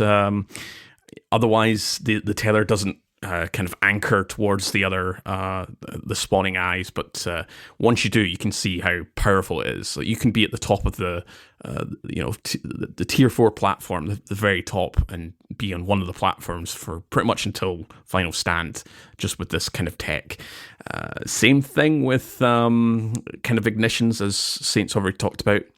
If you want to go for something a little bit more offensive, if someone else is running Tether, you can of course go for Gathering Storm, which is another kind of, you do get that AoE explosive effect, kind of clear out the eyes as well. And of course we have Shards, Blade Barrage, and Celestial Nighthawk Golden Gun. I think for both of those, Shards and Celestial, you'll be able to kind of capitalize on for Shards, kind of beaming down your enemies with the knives, or precision hits with Celestial just to get your super back. So there's a lot of choices here. I was personally going for Tether in the sort of more recent runs that I've been doing, but other than that, I was doing Gathering Storm as usual with Star Eater skills. Back to you, Saint for some Titan action here. I see a very specific exotic here, which I very much agree with. Yeah, you're not going to be able to pyrogale this boss. It's floating up in the middle of the arena. That's not going to work out well for you. But what is going to work out well for you is Precious Scars. Precious Scars is generating restoration in a 15-meter radius around you every time you get a kill with a weapon that is matching your subclass energy type. And it is so good for team survivability, especially when you're moving so much that the odds that you have a well are pretty low. Even if you have somebody running a well, you would only have that up. I mean, Imtis, I'll defer to you on this, but I feel like your uptime, kind of similar to the second boss, is just like you're only going to have it maybe a quarter of the time, right? Every 2 or 3 plates, so to say, for this boss, you're going to have a well up, but you can have restoration for your team up all the time. I think that this is good to pair with Sunshot if you want to go with one of your LFR options, or, like I said with Dragon's Breath, if you're using Dragon's Breath and you're shooting the boss and it is causing ignitions and there are eyes around the boss that are dying to those ignitions, then you can be triggering restoration for you and your team based off solar weapon kills. And then also, just swapping back over and getting some quick kills there is going to be incredibly strong. So generally speaking, I've been using Hammer of Soul, right, instead of the Burning Maul, and then Precious Scars for the healing, and Dragon's Breath with a Zowli Spain, little Sunshot Jr., and Supremacy Sniper Rifle. You use a little Supremacy in the floors between. You get some solar kills off. You got restoration for you and your team around you. Ignitions are doing a lot of damage for you. You've got a lot of total damage potential output and a lot of team survivability. Just, yeah, man, Precious Scars, huge glow up this season, no doubt about it. Imtis, were you out with the well, similar vibe to the second boss, or are you bringing a well this time? No, I am actually going to recommend the same damage output strats as I did for the Locus of Wailing Grief. Let's go back to Strand Warlock and Karnstein Armlets. Again, kind of staying alive while dealing damage is, I think, where a lot of people are going to struggle. A lot of fire teams are going to struggle, especially if you're just trying to output damage and not really taking into account how many adds are around. Most of the trash mobs in this encounter are the taken scions, which duplicate and will duplicate rapidly. So you definitely will have adds around for Surrounded if you want to go for that strat, but that can be kind of a high skill or maybe a high risk, high reward avenue. So if that's not the output that you want, if you're kind of worried about staying alive, then I think you're going to want to really focus on healing. Well will be nice, but once you get up to that third floor, the one right before the extended damage phase, I think you'll kind of come into this scenario where you say, okay, do I plop the well down, or do we go without the well for this part here, and then I have to save the well for the actual final stand? And for full context here, when we did the raid for the first time, I was on well the entire time and very quickly found out that was not the optimal setup. So I'm going to be going in with a damage super this time around. You can pop it on that bottom floor. You'll have more than enough time to get it back for either the third floor or the extended damage phase if it's not quite back then. So that'll be really helpful for the extended damage phase. And then, mostly just lean on your weapons here. Threadlings aren't going to be of much use to the Blighted Eyes, unfortunately, as much as I would love to see those little buggers try and do a miracle jump to take one of them out. You won't be able to rely on those, but they will be very helpful for dealing with the Scions, keeping those at bay, which will allow you to focus on the higher health targets so you can get into the Iron Totems quicker and then hopefully stay alive. So that's where I will settle. Alternatively, I mean, again, just kind of thinking out loud here, if you want to bring in like Arc Souls to help deal with some of the ads, that could be an option. I'm not sure I would recommend Chaos Reach just because of the nature of that super, but if you were to try and cut off the super, so that you could get in just a little bit of super burst damage and then get some of your super energy saved, go back to your weapons for some of those shorter damage phases, it's potentially an option here. Arc Souls would really help with dealing with those taken scions, but I still think Strand Warlock's going to be better just for the higher damage output of that super, and then rock it with Karnstein Armlets to get those higher stacks of Cure and Restoration while you're actually doing the mechanics to be able to deal damage to the boss. I will also say, Precious Scars is really incredible. When we first jumped into the dungeon, I can't remember who fell to their death or what, but Saint went to revive somebody, and I was still traversing around looking where to go, and I was thinking to myself, we haven't even encountered a single enemy. Why do I have Restoration for 3 seconds up right now? And I think I did actually ask Saint or the fire team, like, why do I have Restoration? Do you guys have Restoration? What happened here? And it's like, oh, that's me. That's Precious Scars. Yeah, just a little overshield, just a little restoration that travels with you. I mean, why plant the well when you can just take a diet well on the go, you know? Absolutely. Yeah. I'm all here. I'm for it, man. Precious Scars, great exotic. Love the changes. Love the glow up here. What time are we thinking for our first completion, the average first completion of Warlord's Ruin? Yeah, I mean, just going off our like blind run was like a 2 hours ish, you know, two and a half hours. I'm not exactly sure, but I think around 2 hours is probably when it's going to take people to like learn the thing for the first time. Court, what are you feeling? Yeah, it's right about the same time we did it in.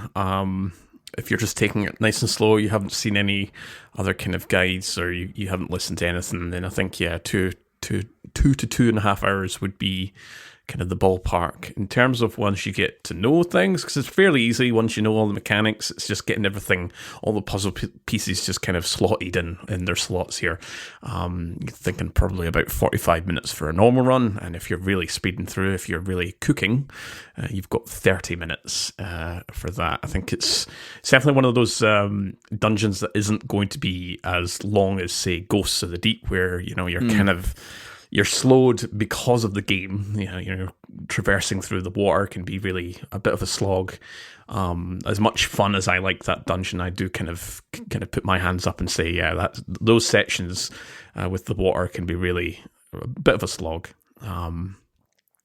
Speaking of kind of our rankings with the other dungeons, before we head over to the weapons breakdown section of this episode, where are we kind of ranking this? I know we're still sort of in the honeymoon period for Warlord's Ruin here, but how are we kind of vibing? Saint, where would you rank this with our more kind of recent dungeons?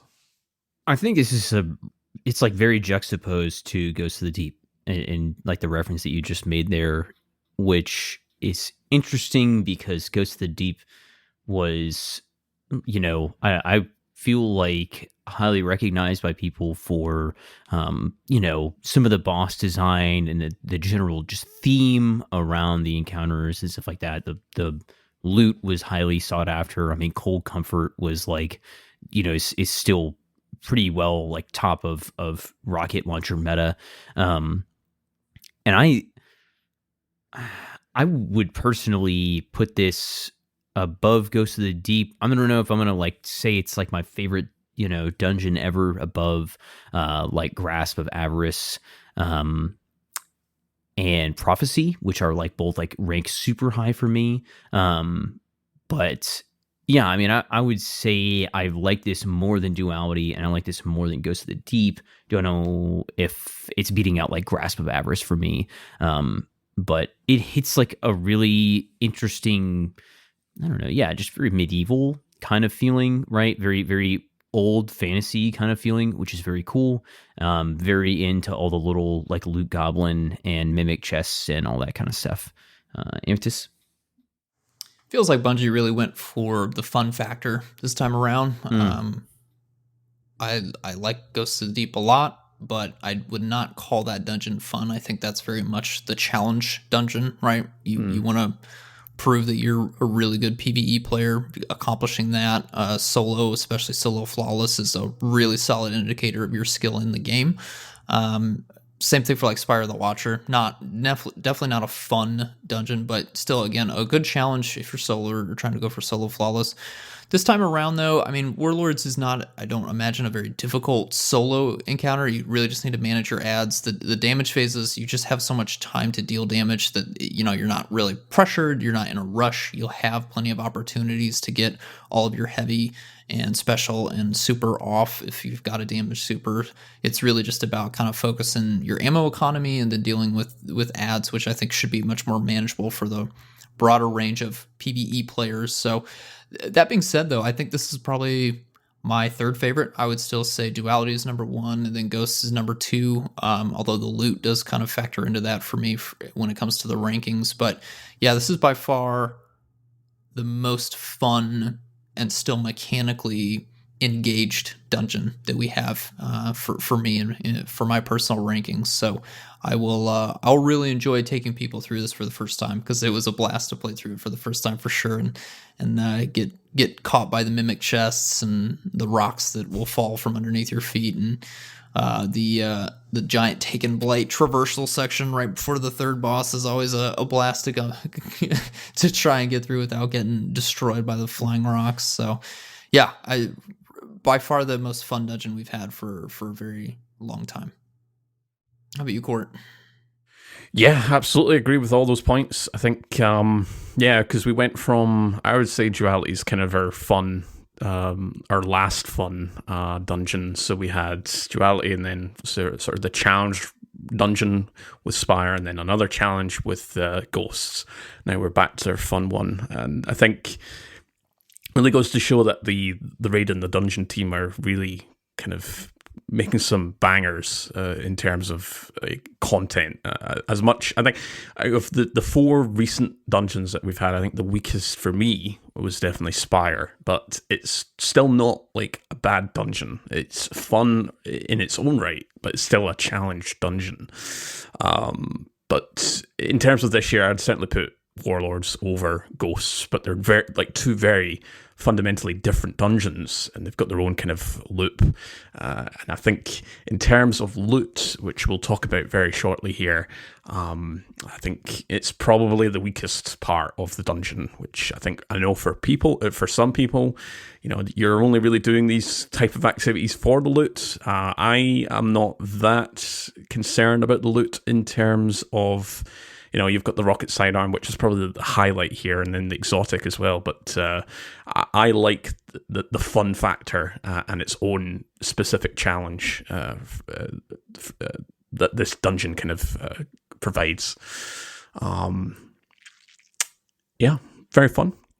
We'll talk about loot here in just a second. Let's give a little breakdown in terms of where the loot comes from. We have, in Encounter 1, we've got Vengeful Whisper, which is the bow. We've got Indebted Kindness, can't talk here, which is the rocket sidearm. We've got Dragon Cult Sickle, which is the sword. Encounter 2 has got the bow, the sidearm again, and we've got the sniper rifle, Naeem's lance. And over Encounter 3, we've got the sniper again, we've got the sidearm, and we've got the sword.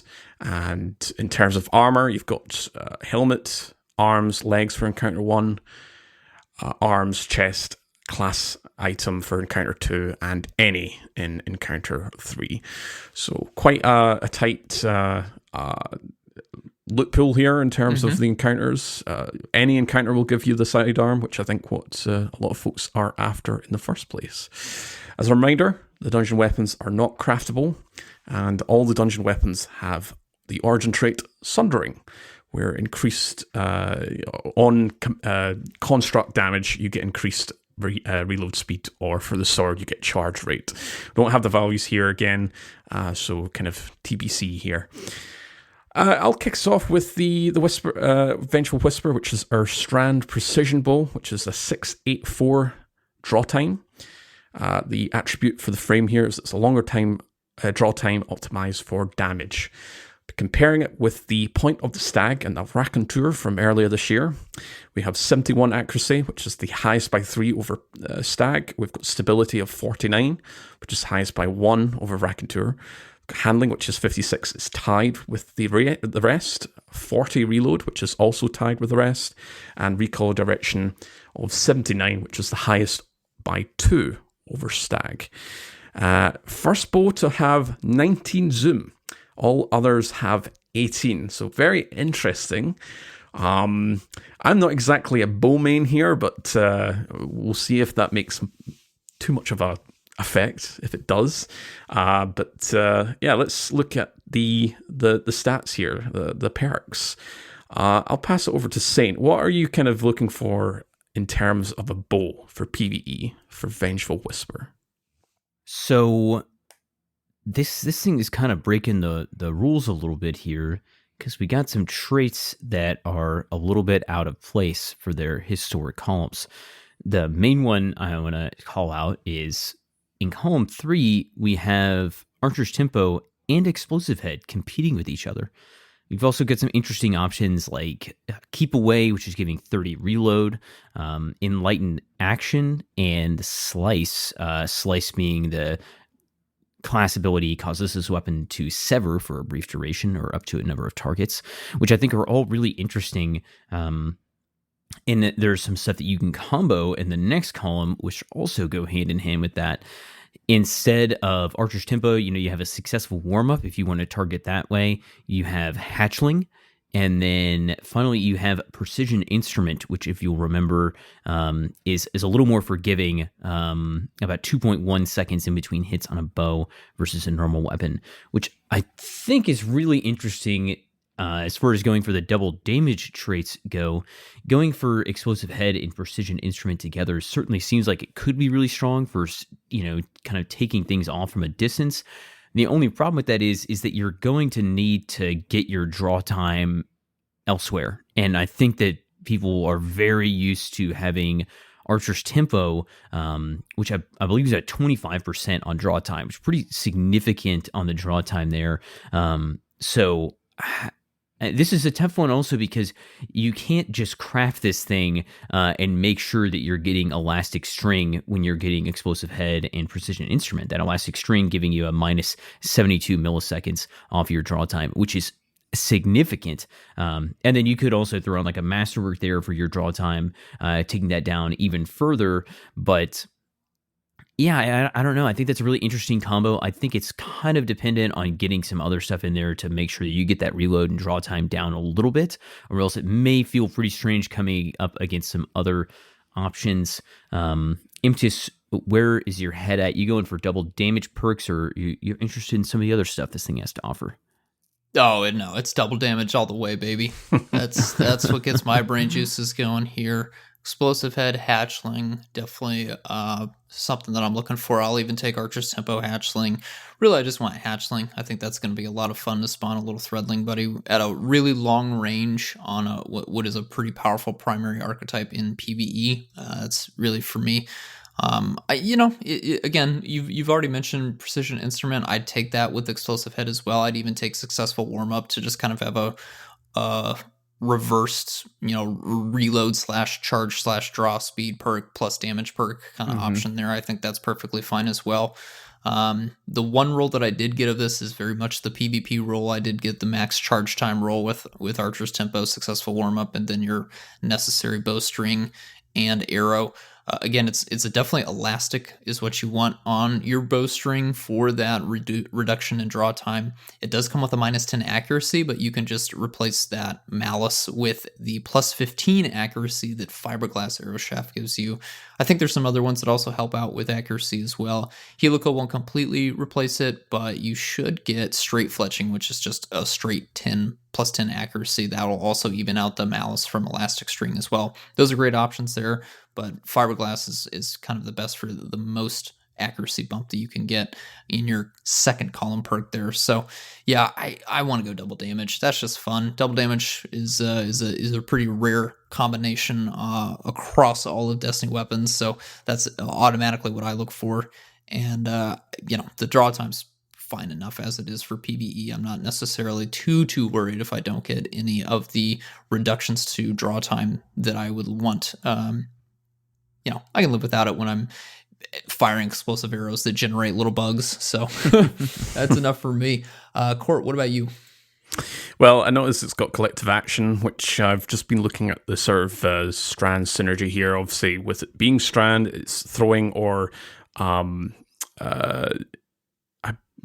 thought it was also destroying a tangle, but if you are throwing a tangle, you do get that 20% damage increase, and you can pair that with your various strand fragments. Just looking at here, looking at, say, isolation, which is applying that sever debuff for 40%. For bows, it's a counter progression per precision hit. It's not kill, but per hit. You get that 34% counter. So you three hits, 3 precision hits, applies a sever burst around the combatant. And then obviously with it being severed, if you kill an enemy that's severed, it spawns a tangle. And there you go. That's your loop here in terms of collective action. So I'd be okay if it landed with collective action. I'm not actually sure because I do have one just now. We were confirming earlier on before we started the podcast if the zoom level was actually correct because everything else isn't the same. So I did get the PvP role of successful warm-up and hipfire grip. So nothing PvE orientated here, unfortunately. But that's what I'd be going for. But as you guys mentioned, double damage perk would be really great. Successful warm-up in the 4th column, pairing with Archer's Temple. Slices there as well if you want to just self-apply the sever effect, but it can be it's not as easy on a bow because it's 5 hits with the bow, so it's probably best utilizing isolation if you're wanting to do sever because it's 2 less hits as long as you're hitting those precision hits. Another thing I'm just thinking about is, so precision instrument is specifically precision damage, right? Yes, what is buffed. It's not. Yeah, so is there some kind of like anti-synergy between explosive head and precision instrument? I see what you're meaning. I think there can be a little bit of a conflict. I need to double check. I'm sure someone will no doubt correct us or Henry point has us. already made a video on it. Actually, you don't get 2 pings if that's what you're wondering. No, I'm thinking is equipping, because explosive head is splitting my damage 50-50 and I'm not getting any increase on that on half of that from precision instrument. Oh, right? Yeah, that is correct. Right, yeah. It doesn't. I know. I just was talking about how that was appealing, and now I'm like literally 10 minutes later thinking, man, I don't know about that. Actually, no. Yeah, so maybe Imtus was right. Go with hatchling and explosive payload instead if you want to go that double damage, or Court's suggestion of collective action is probably better for getting a higher, because collective action would just do all the damage of the arrowhead, not just the precision half or the projectile half, if you want to call it that. So don't listen to me. Listen to my other hosts here on their recommendations, and that's kind of a weird anti-synergy there, I guess. It is also worth pointing out that we are getting an exotic strand bow later in the season. For those of you that have Season of the Wish, of course, that would be Wish Keeper. That will be coming out later. It will be craftable. I don't think it's much of a spoiler to talk about that. Its perks are available in the database. We're not going to talk about it right now because it's not out technically, but if you are frustrated that you cannot land a hatchling roll of a strand bow, be patient, is all I'll say. You will get your opportunity for that play style in a few weeks. Last thing I'll say about this before we move on to our next weapon is that a slice is very interesting if you don't want to use threat of isolation, which is typically how you would get sever via precision hits while you're using strand. You can now use that on other classes. Sever, I believe, is a 40% debuff to outgoing damage on targets in PvE, and it's like a 10% nerf to outgoing damage or debuff to outgoing damage in PvP, I believe, which, do with that information what you will. 15%. 15%. Wow. And so sever, it lasts 10 seconds, or if you have the extending duration perk fragment. Continuity? Which is continuity, yes. That's 15 seconds in PvE. And over in PvP, it's 5 seconds as standard or 7.5 seconds with continuity. So, very interesting seeing an uptick on Sever as a debuff, because when it launched, it was very rare you could really utilize it other than some of the fragments. But seeing Sever being kind of more utilized recently, you can apply it on immune bosses as well, which is very interesting to kind of use that. 40% outgoing damage is fairly high. It's the same thing as having 40% DR on your Guardian. It's kind of the same shtick here in terms of the utility, but very fun to see. All right, I'll take our next weapon here. We just had the one primary. We're moving on to specials now. We will talk about our Strand rapid fire sniper rifle firing at 140 RPM. Naeem's Lance is the name of this gun, and it does have some pretty tough competition. We do have some pretty in-game rapid fire sniper rifles in the same slot, but this is our first rapid fire Strand sniper rifle, so you still have that elemental uniqueness, if you will, but we're going to be comparing its stats to the Supremacy from Last Wish, Irukanji, which is a world drop, and Praedyth's Revenge from Vault of Glass. Praedyth's Revenge also does have an adept variant. They call it a Time Lost for the Vault of Glass weapons as well. So looking at Naeem's Lance, range of 36, that is highest by 2 points over Praedyth's, has a stability of 40, tied for Praedyth's for the best. Handling of 60, lowest by 3 points. Reload of 55, lowest by 1. Recoil and direction of 54, lowest by 1. One other notable stat, 25 base reserves. That is an actual stat there, and that is tied with Praedyth's Revenge for the best. So, pretty close second to Supremacy and Praedyth's with some strong range and stability. Again, this is a dungeon weapon. Supremacy and Praedyth's Revenge are raid weapons, so I'd say the three of them are still very much considered in-game weapons, but Praedyth's and Supremacy are definitely, I think, maybe got a little bit of an upper hand, especially once you start looking at their perk pools. But from a stat point of view, this is very much an in-game weapon here.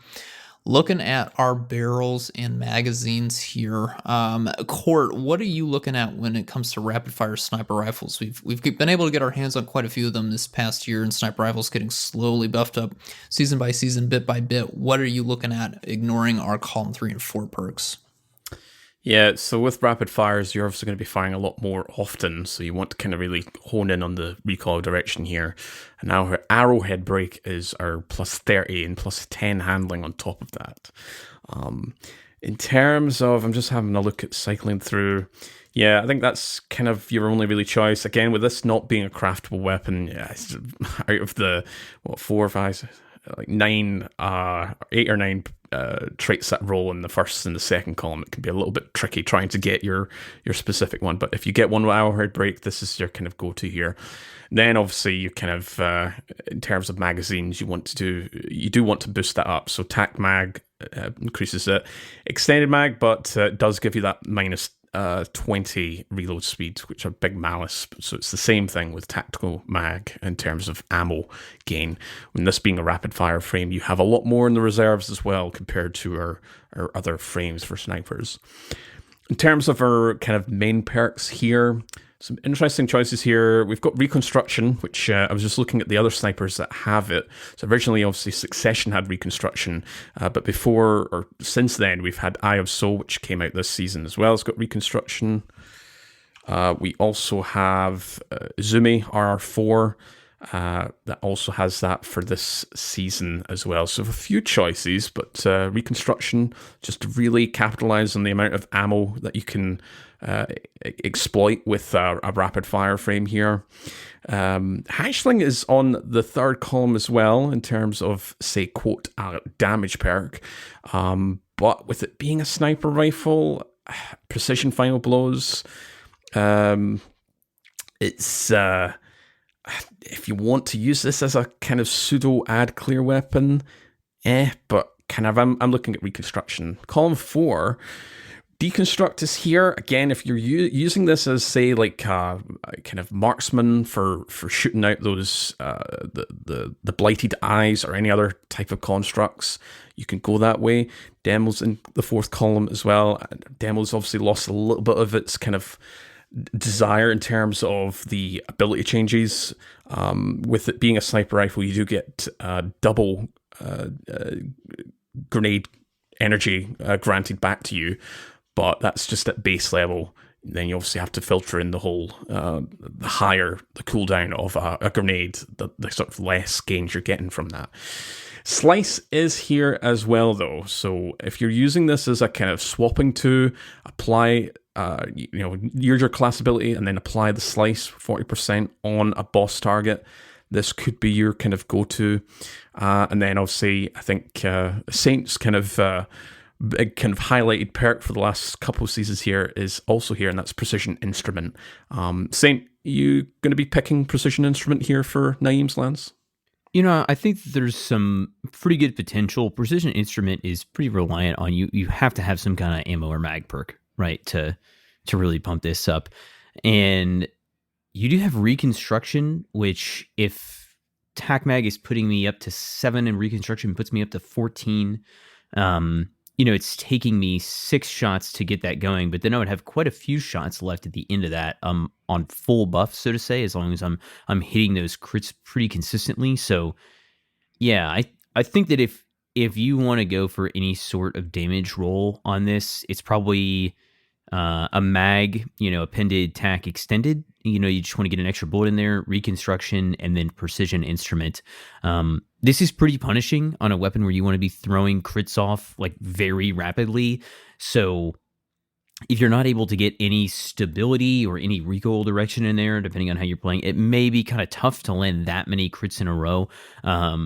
Unless you're just capital G gaming and you're hitting 14 crits in a row every single time on your DPS phases because, you've just got the skills. But it's definitely interesting, and I think that your comment about putting Slice in there, maybe something like Reconstruction Slice, because if I'm coming up against one of these other bosses and I want to hit a bait and switch on my rocket launcher, then you can get that slice off, get them severed, have your team just have you're getting 40% less damage incoming, which is pretty sizable there. And then just carry that in. Reconstruct, deconstruct is just funny because, it's just on two sides of the fence here. I don't know, unless deconstruct is dependent on like percentage of a magazine calculation, kind of like something like subsistence works. I don't know if there's going to be a lot of appeal here for deconstruct unless, because it's only 6 rounds in the mag, I'm able to trigger that much more. In which case that could be interesting, getting another like ammo return perk on there. And then you also have Sundering, obviously, that would play in with deconstruct, as those two have just like natural synergy. But yeah, still need just like a little bit more time to figure out what the ammo situation, encounters and stuff are going to look like on deconstruct.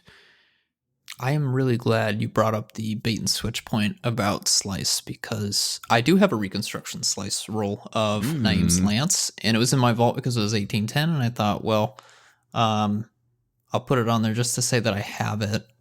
It's Pinnacle. I'll use it for infusion fuel if something, if like World Loot drops, for example. And now I'm going to go back and look at that real quick, because let me just see. That might be useful for bait and switch. Oh, yeah. I have Arrowhead Break and Extended Mag. Okay. Okay. How about that? It's just like, wow, look at that. Oh, what was that roll you recommended? Oh, yeah, that's right. Already in my vault. Thank you for that. It was like, wait a minute. I definitely had one of those drop. I really hope that's the one that I put in the vault and not the one that I deleted, because that I have, I've been getting a lot of snipers.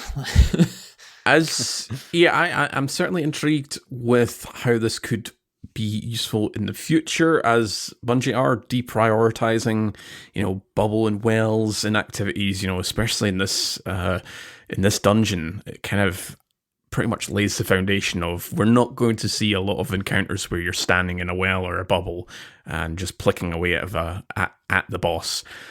So we will have to have other options and have avenues to apply some sort of debuff or some sort of, sever here to debuff the enemy to stop, to have reduced damage output from that boss.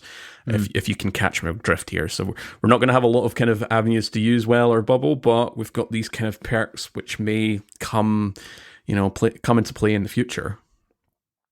Absolutely. All right, time to talk about our star of the show here, if you will. we have got Indebted Kindness. This is a arc rocket frame sidearm that shoots at about 100 RPM.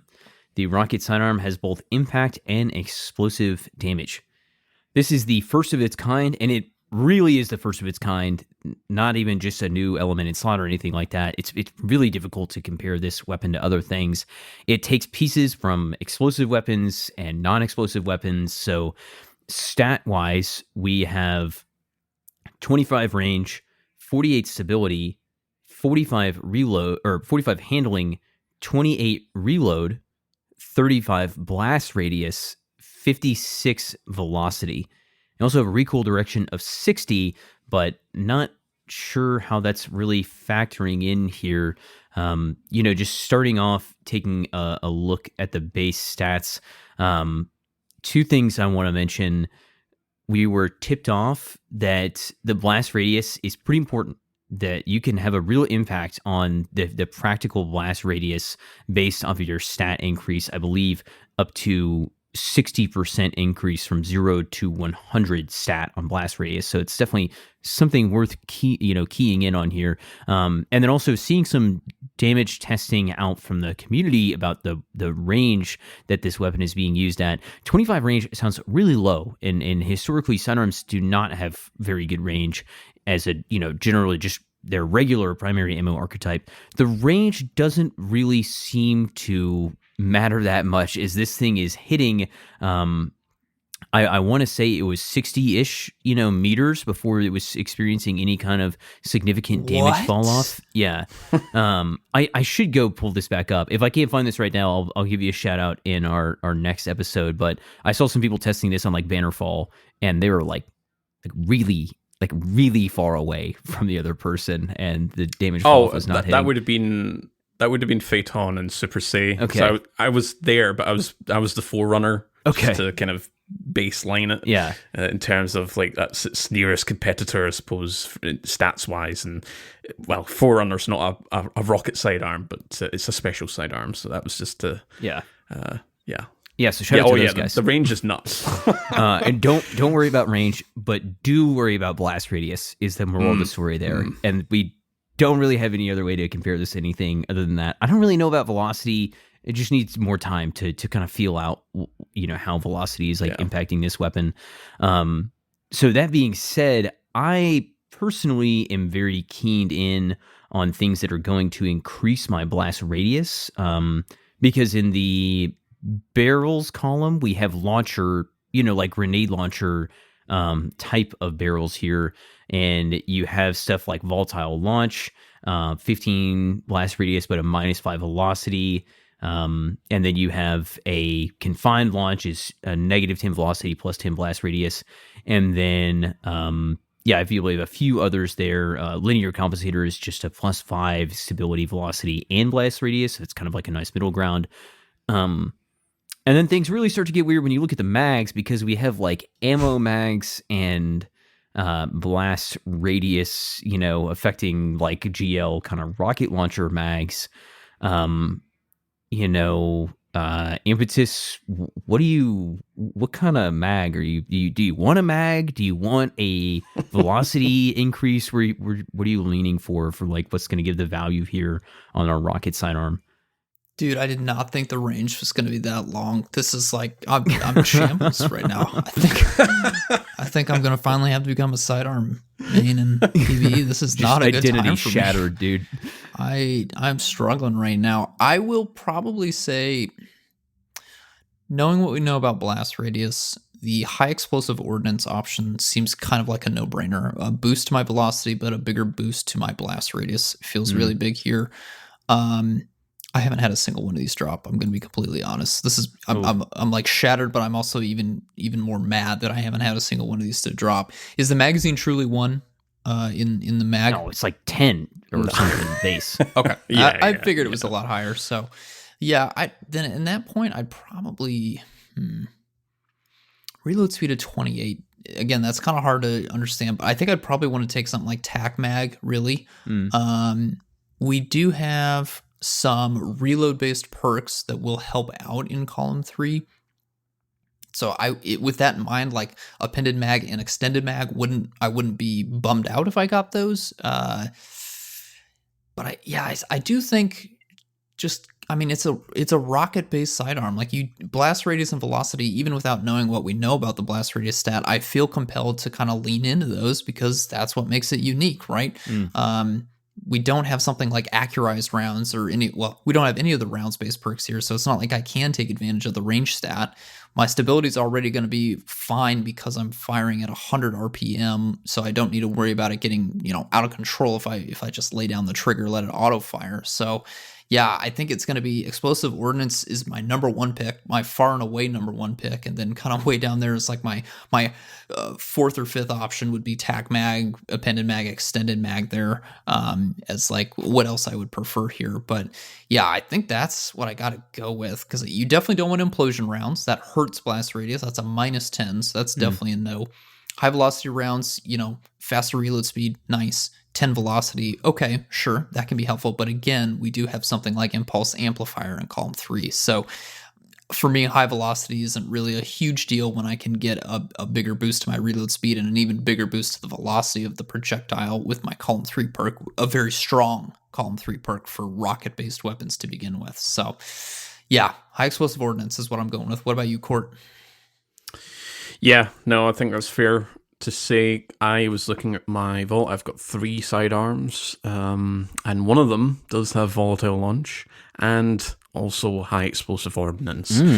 And the perks it rolls is beacon rounds and surrounded. Now, I haven't played around with beacon rounds. I want to see how that really makes a difference, if anything, at least in PvE, if it's really great tracking.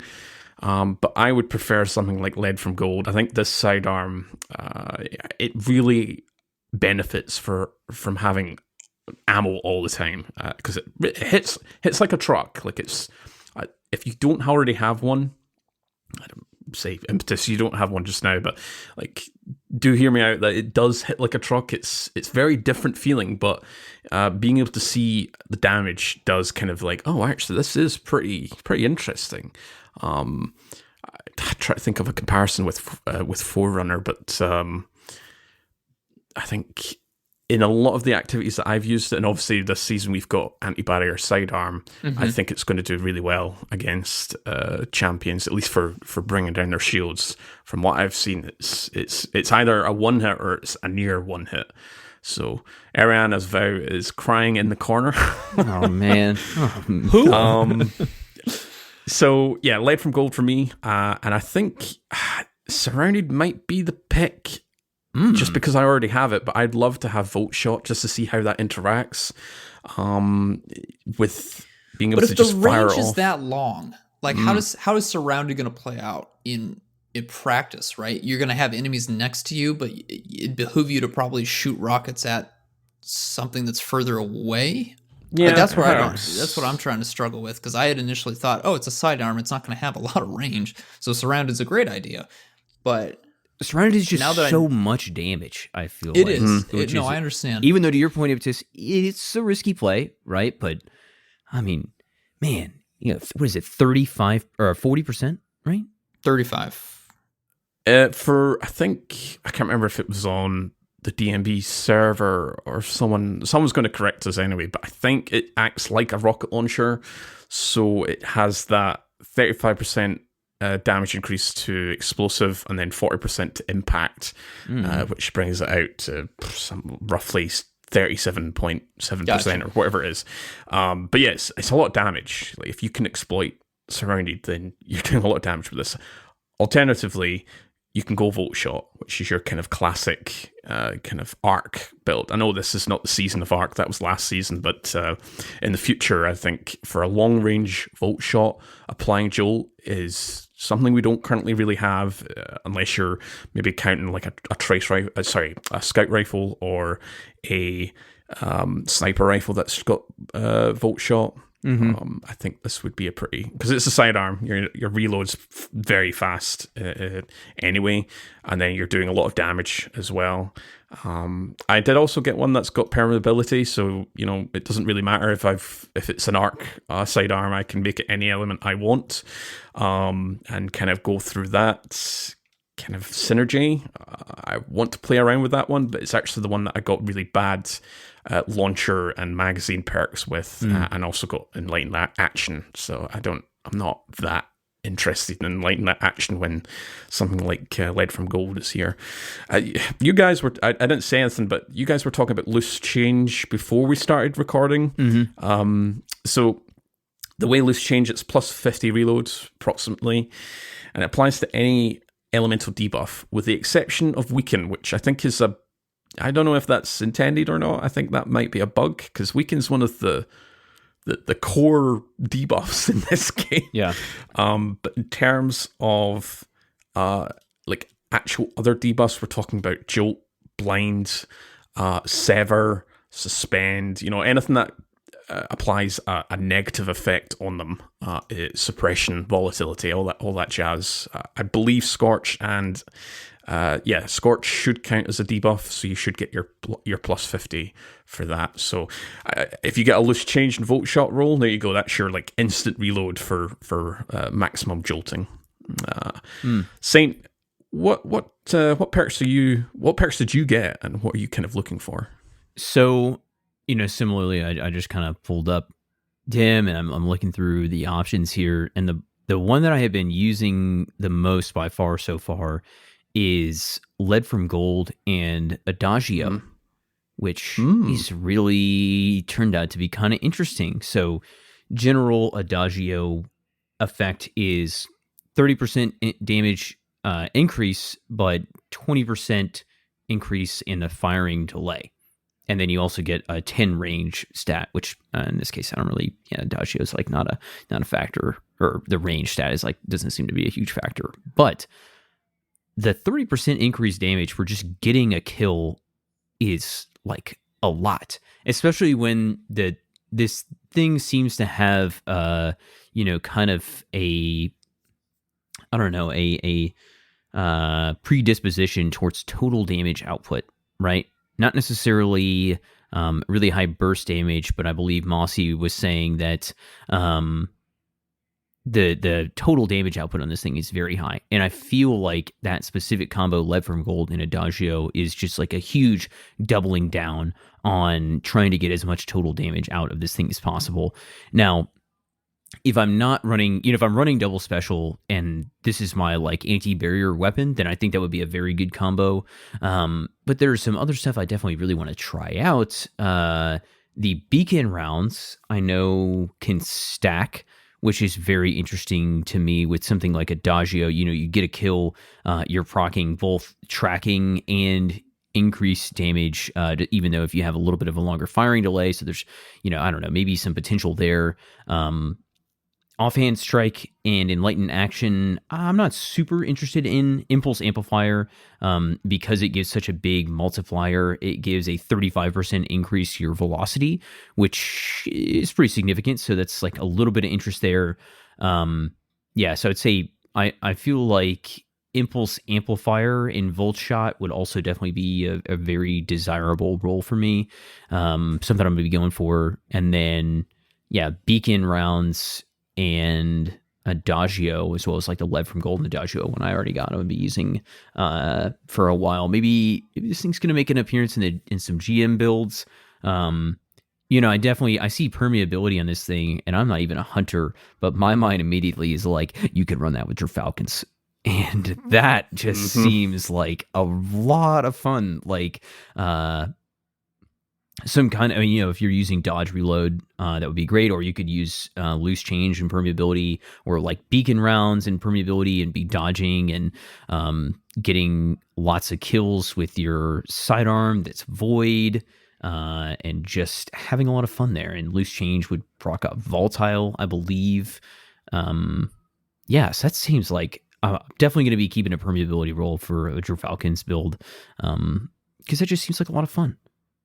I don't even need anti-barrier sidearm. I can just put your falcons on and dodge. Yeah, because anti-barrier Volatile rounds, yep. Yeah. But I think if you go volatile launch and high explosive ordnance, that will even out your the slight degradation of velocity. It's -5 and +5, so that evens out right there. And then you're getting up to 60 blast radius, and you get a blast radius masterwork and put that all the way up to 70, which is a total of +35 blast radius. So honestly, there are so many good trade options in this thing that it's, if you get some really, generally good stats, there's a lot of good versions of this thing out there to get. So get out there and farm the first encounter, which is really not a bad farm at all. And you can get a bunch of these sidearms, which are real weird and seemingly quite strong and fun to use. We're going to need to do that with Impetus. Mm-hmm. Get his first one. I have to get this weapon. Yeah. Well, we gotta go farm that first boss. Oh, gosh. Okay, last weapon. Yes, last weapon, Dragon Cult Sickle. This is an interesting one. This is our Strand Caster Frame Sword. So, of course, the frame attribute, the bonus here, is that you can cast a projectile, a ranged heavy attack. It will cost 5 ammo. We have 3 other caster frame swords in the game. The new this season, Chivalric Fire, which is the ritual weapon at the end of the core playlist rep tracks for the end of the first reset, that is. We then have the Trials Soulless Scar, that's a solar caster frame, and then Season of Arrivals had the Arc Temptations Hook. So those are what we will compare Dragon Cult Sickle to. The stats here are kind of an interesting one. The only stats that have differentiation between these 4 are the impact and the ammo capacity. All of the other stats are completely equal. So Dragon Cult Sickle has 60 impact. That is tied for the highest. Only Temptations Hook has lower at 46. And then the ammo capacity is 50, which is, again, tied for the highest. Sola's does have 46, and Temptations Hook has 23. So this is one of the best caster frame swords here in the game. When we look at our, what do we call them, blades and guards here, these have not changed a whole lot. I think in terms of our recommendations here, it's still very much going to be Jagged Edge, Swordmaster's Guard for kind of just the best, well-rounded options here. Jagged Edge is hurting your ammo capacity, which, as we'll get into, is a problem for caster frames in particular, but the extra impact is pretty solid here. Unless I am wrong here, folks, Court Saint, do you have any other blades that you would recommend instead of Jagged Edge, knowing that caster frames are not too great on the ammo side of things? It's been such the default for a long time that I haven't really thought a ton about the ammo capacity and the management of caster. I guess the answer to that really comes down to how often am I actually going to be casting a bolt versus just using the sword normally. I'm honestly not sure. I don't think this is the right frame to try and spec into anything else. I think if it was same with like the Vortex frame, I think Jagged and Swordmasters is your sort of go-to, because the way I think of those swords is they are more kind of they're more curated towards just doing sort of add damage. They're not really for boss, so you want to kind of just get as much damage out of those. And swords don't normally kind of run into ammo problems, and with this having the best amount of ammo capacity anyway, I don't think we'll be running into much issues anyway. But I think we still need to kind of play around with the blades. We need to kind of get some of the crafted swords and just kind of have a look at how, especially the guards, because I know the guard resistance goes up very, very high. I can't remember the damage, the DR. It's like 85% or something like that. We talked about it a few episodes ago in season 22, but from what I've heard, again, kind of going back to my point about in the future where we might not have kind of well or bubble at our disposal, swords might not be the best option for damage, but it could be the best option for survivability. So, yeah. Good points. Good points all around here.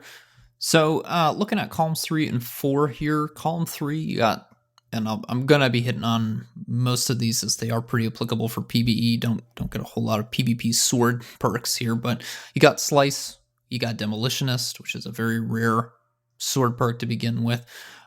Duelist Trance, which is increased charge rate and defense after getting a final blow. Not really that relevant here. Unrelenting, though, column 3. Tireless Blade, that can be very nice. Again, if you are worried about ammo, sword ammo is granted for every other powered sword kill on Tireless Blade. And then Assassin's Blade, where your final blows boost your movement speed, but also your damage.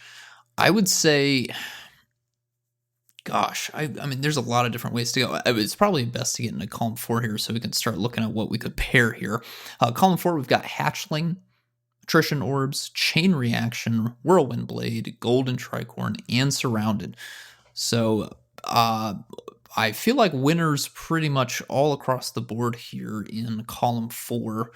For me personally, Attrition Orbs would be the lowest, but it's still useful. I mean, sustained damage is one of the things that swords can do quite well here. It looks like it's probably around 10 hits for a sword is what the preliminary testing is showing to spawn that Orb of Power. Probably wouldn't want to use powered attacks here to if you're trying to get attrition orbs, but nonetheless, orb power still very useful here. Well, I was go ahead. I was going to say impetus. I can't remember how many damage instances the heavy attack does. I'd need to double check this, but I'm just wondering if like that will proc it multiple times. So let's say the heavy projectile will procs it 5 times. Then. But like obviously you're spending a lot of ammo.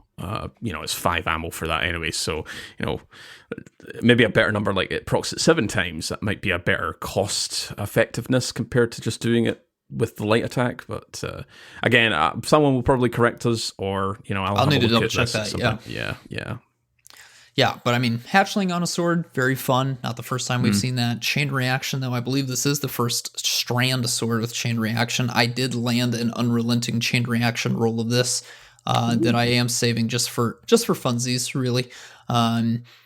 Golden Tricorn, again, on Strand, very easy to get to that ×2. Boy, you would be doing a lot of damage on a sword, and of course, Surrounded. I think we've already gone on about Surrounded on swords in the past, but yes, very, very strong, of course, and the perfect weapon to proc Surrounded on, of course, that's the whole point of a sword in general. But as we kind of said before, this is a caster frame, and I view caster frame swords a lot like I do precision frame rocket launchers, in that frame bonus is so great that it does come at an overall cost to the weapon's effectiveness. You are basically overriding one of the main drawbacks of a sword, which is you get to deal damage at range by launching a literal projectile, right? Caster frames are like OG glaives in that sense. Yeah. So it can be kind of understanding from a balancing point of view why they are not the top sword frame, because they are already giving you some benefit at base without any perks applied. That being said, if you want to have fun, this is a great option for having fun. There are a lot of fun rolls here. Again, Chain Reaction, Hatchling, Golden Tricorn, Surrounded. You'll still be able to do a lot of damage. That projectile will be able to do a lot of damage, but it does just chew through your ammo. So maybe bust this out if somebody else on your fire team has Cenotaph on, is probably what I would say there, for maximum fun, to make sure that you always have heavy bricks raining down, or the new reworked Aeons, I would say, is another option there. Make sure you are have easy access to heavy ammo. Then go crazy with the Dragon Cult Sickle. Saint Court, what combos are you looking for? Are you looking for combos at all? What are your thoughts on our Sickle? I think I was just going to jump in and say that Chain Reaction rolls on Thin Precipice. Oh, it does as well. Yeah. There you go. For me, like, again, Golden Tricorn always catches my eye, but as we talked about it before, I can't remember which sword also got Golden Tricorn. You're not getting the melee benefit because you can't use a melee while you're Well, you're using a sword. The grapple melee obviously has a little bit of a funkiness when you're using sword because it prioritizes Right. sword attacks. So, Golden Tricorn on a Strand class with your grenades, you're not getting anything with the suspend grenades. Threadlings, the initial grenade, obviously, sorry, the initial threadlings that spawn from that grenade do count as a grenade, but it's. You have very little choice to proc Golden Tricorn, unfortunately. At 50% for the caster heavy attack would be pretty good. I'm happy to expend 5 ammo for that, but Golden Tricorn's a bit of a trap here in terms of a damage perk. But I suppose Surrounded again as a kind of damage increase perk. Chain reaction might be fun just to lob out your projectile and just watch all the strand particles light up your screen. But I don't know. I don't think I think I've only got this sword once, and I might have deleted it because it was something really bad. I think I did get Golden Tricorn. I was like, yeah, I'm just going to delete this. This is just not a great combination here, unfortunately. Saint, what are you vibing with? I think the most interesting thing to me here is Slice and Surrounded, and it doesn't really have anything to do with the fact that it's a caster frame. It just is really appealing because Slice, I can throw a barricade and then hit my target, and now they're dealing 40% reduced damage to me while I go up into the Surrounded, into proc Surrounded, which is like very risky. But if I'm dealing with enemies that are doing significantly less damage to me, then there's some synergy in that combo there. I think, even though that's not, it doesn't really like play into the strengths of the weapon though, which is unfortunate because of like what it does on its own. Assassin's Blade can give you a damage increase, and then you can combine that with Surrounded for like 50% damage increase, but that would require you to get a kill, run into the next area, or get a kill, turn around, and then deal damage to a larger target, pretty much while still being surrounded. So you need like several enemies around to hit Assassin's Blade, have that activate, get your 5 seconds, I believe, for like extra 50% damage, and then have Surrounded up at the same time, which would be kind of hard to do, but you could get some burst damage in there, at least for 3 or 4 swings. Whereas Golden Tricorn, like you said, may be kind of hard to put off. And then also you have like Slice and Whirlwind Blade. There's some synergy there again for like getting up close and personal while you're trying to deal some sword damage with Slice. It's like definitely interesting. Again, it just unfortunately doesn't really like double down on using it as a caster frame, which is like the fun thing about it. It's like the cool thing about it, right? Is that there's really not many caster frames in the game. And I know that they got a little bit of an update this season. I think that it may take still lowering that ammo cost down by 1 more and maybe turning, I don't know, some of that chain reaction damage up or some of that bolt frame up for it to be really seen as very desirable in the PvE sandbox past just, I just threw a massive disc of Strand and then watched something explode, which, I mean, don't get me wrong, like there is a time and there is a place to do so. I was just thinking while you're talking about Golden Tricorn again, but I think for Warlocks and Hunters, we could swap to our melee because of range, so you can just send them out and then swap back to the sword, and I'm pretty sure that would proc it if you get the kill. If you've already got 1 stack of Golden Tricorn, I think that's the only use case for Golden Tricorn. I know Hunters, obviously, the thready spikes, it does some really decent damage, but I don't think you can actually catch the thready spike when it gets back to you. So there's just a lot of anti-synergy here. You could get that 50%, but there's just a lot of micromanagement. You're really working for it. It's just, it's a really big shame because it's like I am a big Golden Tricorn stan, but I just can't use it effectively on, at least for Stasis and Strand on those classes, because it's pretty much, I can only really use a grenade, and those grenades on those subclasses they're not designed for damage. They're for utility. So Bit of a shame. Totally forgot that Thin Precipice had chain reaction. I'd have the exact same roll, Unrelenting Chain, on my crafted one. So, oh, Dragon Cult. Well, I guess that does lead us into what are our opinions on the loot here. I know that we weren't really praising them as we were covering the weapons, but now that we've actually broken them down and really gone over some of the different options here, what are the thoughts on the pool as a total compared to the loot that we've had in the previous dungeons? Well, I'll kick us off here. I think the sidearms, obviously the highlight here. I think we were kind of raving about Indebted Kindness, so that's a really good starter. We will obviously see more rocket sidearms in the future, but as a kind of introduction, love to see it. I've got some roles I want to play around with. But the rest, kind of these, maybe the strand bow is okay, or sort of the next highlight. But the sniper and the sword just kind of they just highlight the problems of those specific weapons, especially the sword with the caster frame. I'm certainly not one where it's like, oh, they should have just put it as another type of sword or like a rocket launcher. They should have done something which would have been meta. I would prefer to have seen, or if we can see it in the future, them to buff caster frames to be something a little bit more meaningful. Because right now they're just, to your point about it's like the precision frame for rocket launchers. It's just very much the same sentiment I have. They just exist. They might be fun for a little bit, but then it's just like, why would I use this over an aggressive or an adaptive rocket launcher? Why would I use this over a vortex or just a standard adaptive frame like Bequest?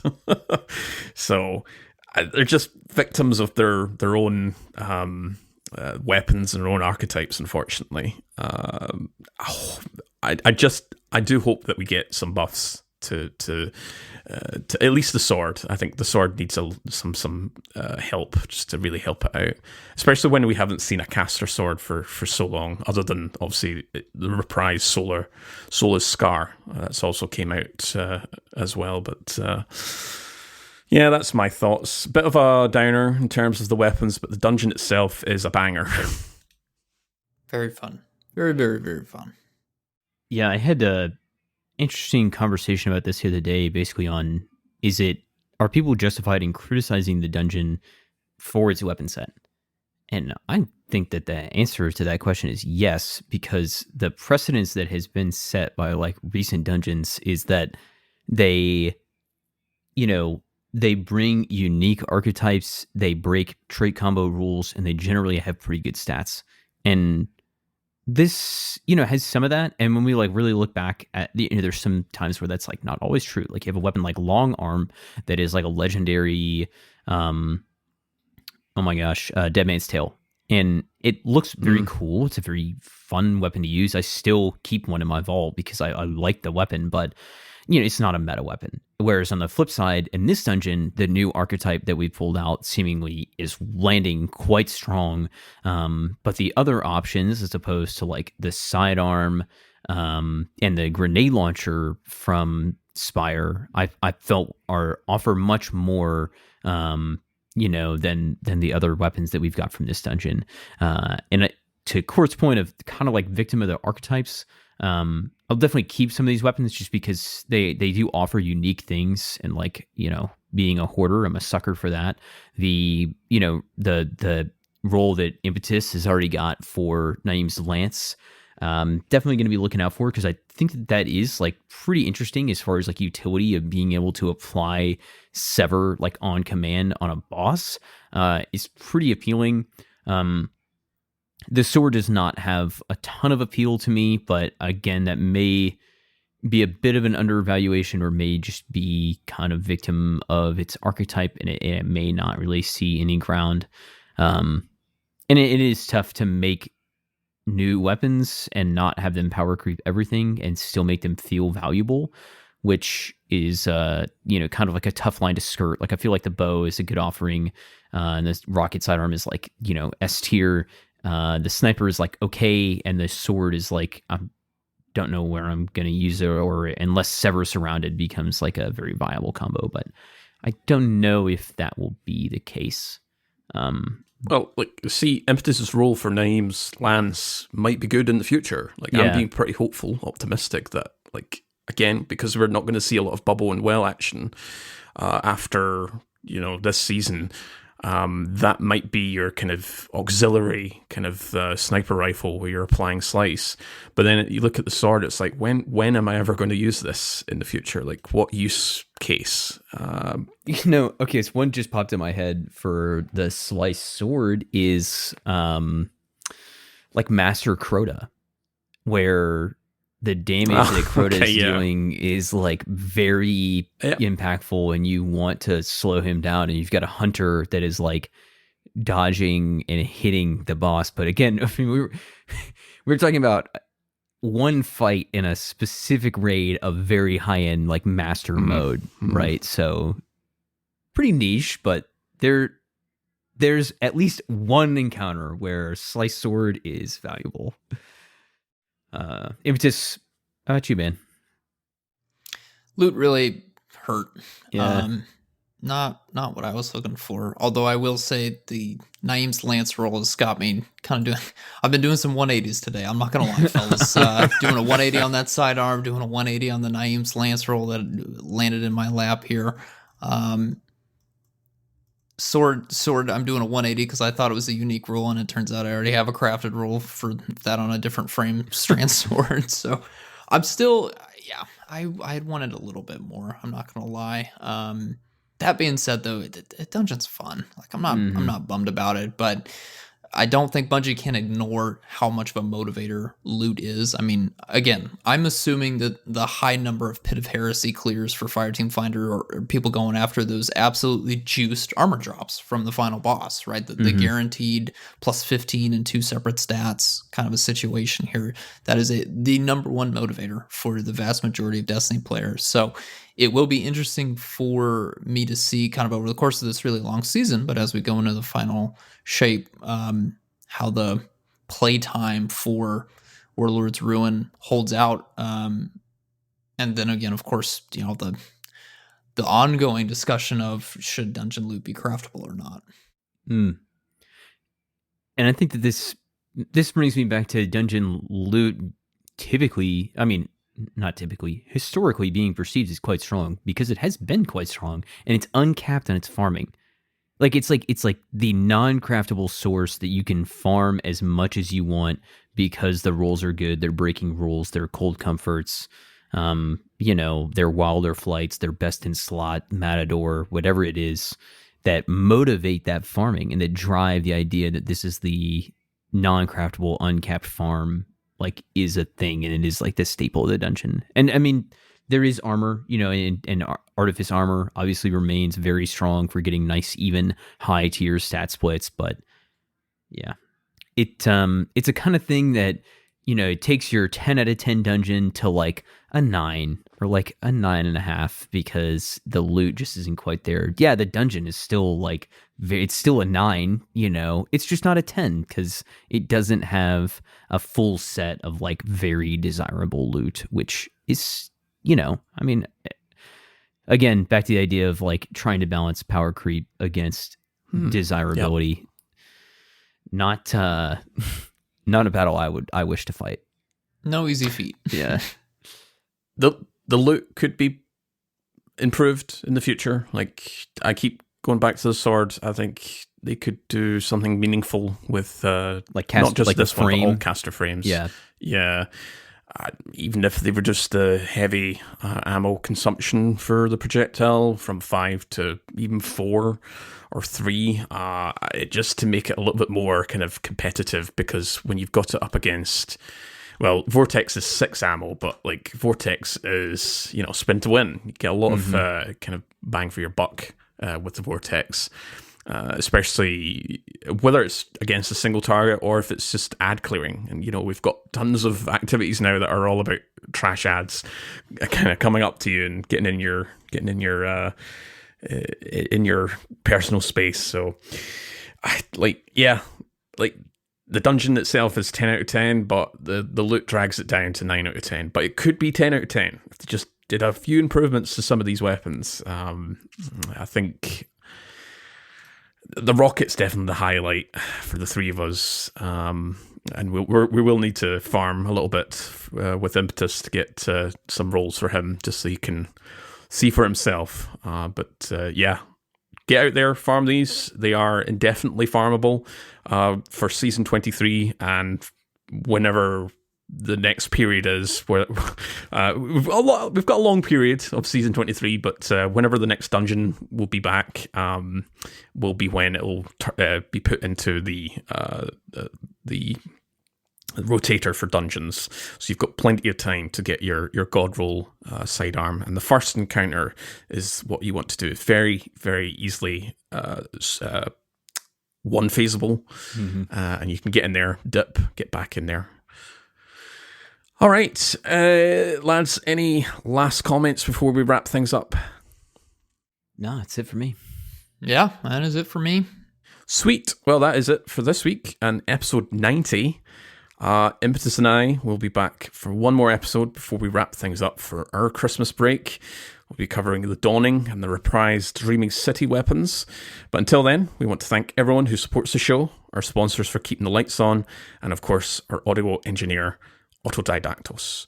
My name is Court. You can find me over on the Destiny Massive Breakdowns Discord server as Court Projects, as well as various social media websites. You can find my infographics and my spreadsheet over on the Destiny Spreadsheets Linktree and the Destiny Massive Breakdowns website, along with many other applications and spreadsheets to enhance your Destiny experience. Impetus, where can we find you? My name is Impetus. You can find me by that name in Discord and in Destiny, where I will be farming the first encounter of Warlord's Ruin so that I too can become a sidearm convert like so many of you that love to give me crap for it. Sankabir, where can we find you? Yep, my name is Sankabir. You can find me by that name. Social media, Discord, and game. And I'll be on for the next couple of weeks, so happy dawning, Merry Christmas, Happy Hanukkah. Just have a good time, all right? Until then, see you next time.